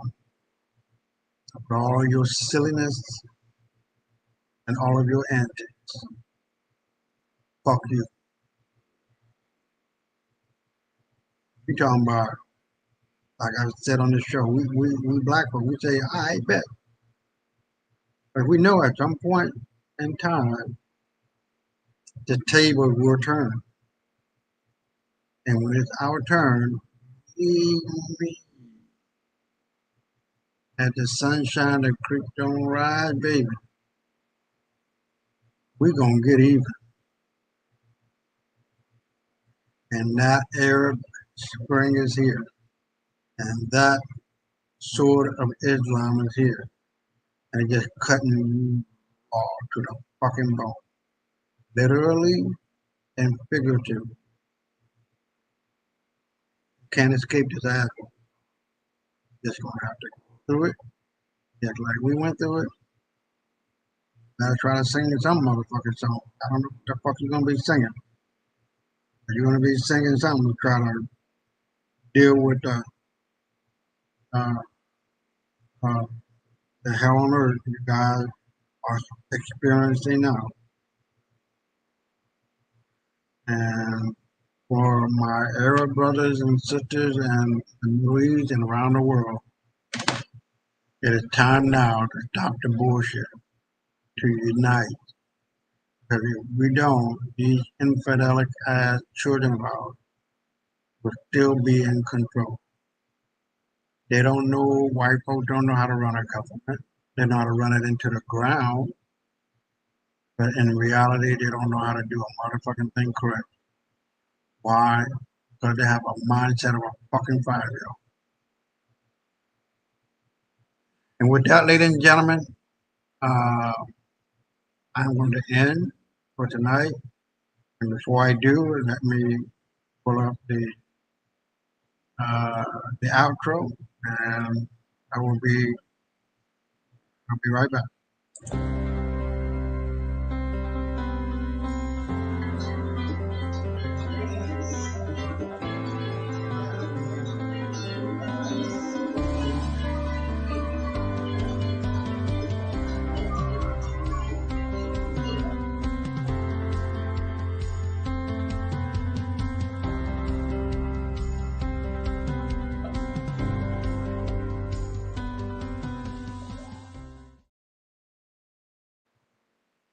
All right, ladies and gentlemen, we're at the end of the Straight Talk show, and looking forward to next week. I hope that you like this show. If you do, click subscribe and the bell so that you can get all of the notifications of all the show that we'll be talking about. And I don't know what happened to my co-host. I guess he'll be on at a future date. I'll try to talk with him this week. And we'll see you next time, next Saturday. Same bat time, same bat channel. Saturday at 8 p.m. sharp. See you then. Stay black.